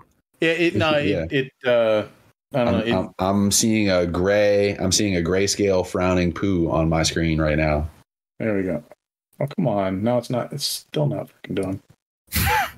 You know what? Get rid of what's her face. I hate to do it, but maybe if you get rid of her or No, it's just her backwards walk cycle. There. Maybe that was eating up too much of the. No, we got two poos. Now we got the deuce. Technology. Let's try this. What the crap? We're about to have three poos. Yeah, we're about to Where's have my poos. We're about to have poos cubed. Oh, something just came through. Is that one? Get a mouse over to see the What? That's the one. Move. That's the one that you put in there, Jed. Oh yeah. Yeah. My sheer newie. Yeah. The old bounce. They look real. What the hell is behind her? Is that a tail? What the hell is behind her? It's like part of her outfit. She usually has like these like what do you call that when you wear a suit and you have the tails in the back, the two tails? Yeah. Like it's just like the same idea. She has like these long like robed like kind of tail things. Mesmerizing. It is, isn't it? They make mouse pads like the one you have of her. Yeah. I can imagine. Ergonomic. Did Levy get there you go, Levy. Yeah. No, it's not the same one. It's not. This is like her little hip wiggle that she does. Yeah. So. What is she like? Half mummy. What's with the half mummy thing? That's just one of her costumes. Oh, she like just got out of the hospital or something, or no? She's got an Egyptian theme. She's Egyptian, man. Oh, it's Egyptian. Was she a mummy at some point? No. The Egyptian magician. I am the Egyptian magician. Sometimes tiger maul people in the crowd. Oh, really? I charmed one snake. That's the snake charmer. Yeah. I am the Egyptian magician. Doodle, doodle, it beats my eye. Where do I gotta go? What hospital? My poison eye. My poison eye. Yeah. Right, yeah. I was just doing the Pablo thing to the wife the other day. I was like, Pablo, come to Florida. Is that a weird sexual thing? What, Pablo? Keeping it. He said, I did the weird Pablo thing to my wife the other day. It just sounded like. No, I was like yelling. Yeah, she was in the bathroom taking a shower, and I was yelling in there, going, Pablo, you washing your ass? You washing your ass, Pablo? Keeping clean, honey. Come to Florida. Come to Florida, honey. You. Oh God, Levy. You bastard. You bastard. You bastard. He finally saw it. That was a gorgeous hunk of man meat right there. So thank you, Brent, for your question. Levy's been sitting on that answer for a long time, and finally somebody asked. Yes. He had all the images ready to go in a folder somewhere on his computer. That's what took me so long. I had to sort through all of them. So our last question comes from Doors, and he just says, pork? ? Yes. The answer is yes, always. Pork. And I've answered, this guy gets it. Always. So thanks for the question, Doors. I wonder in the UK if pork is spelled with the extra U in there, like P-O-U-R. P-O-R-Q-U-E. Pork. Because they have to do everything fancy over in England. Yeah. Fancy bastards. Yeah. He's sitting there having his pork and tea right now. pork and tea.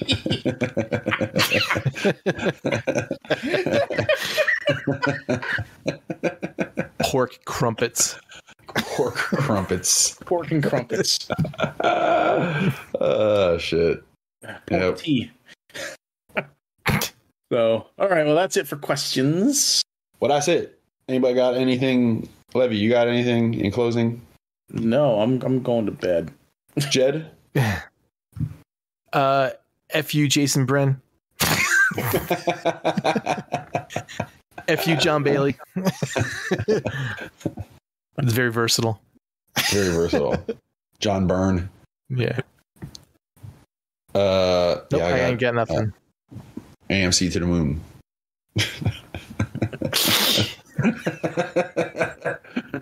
Enough's enough. We're out.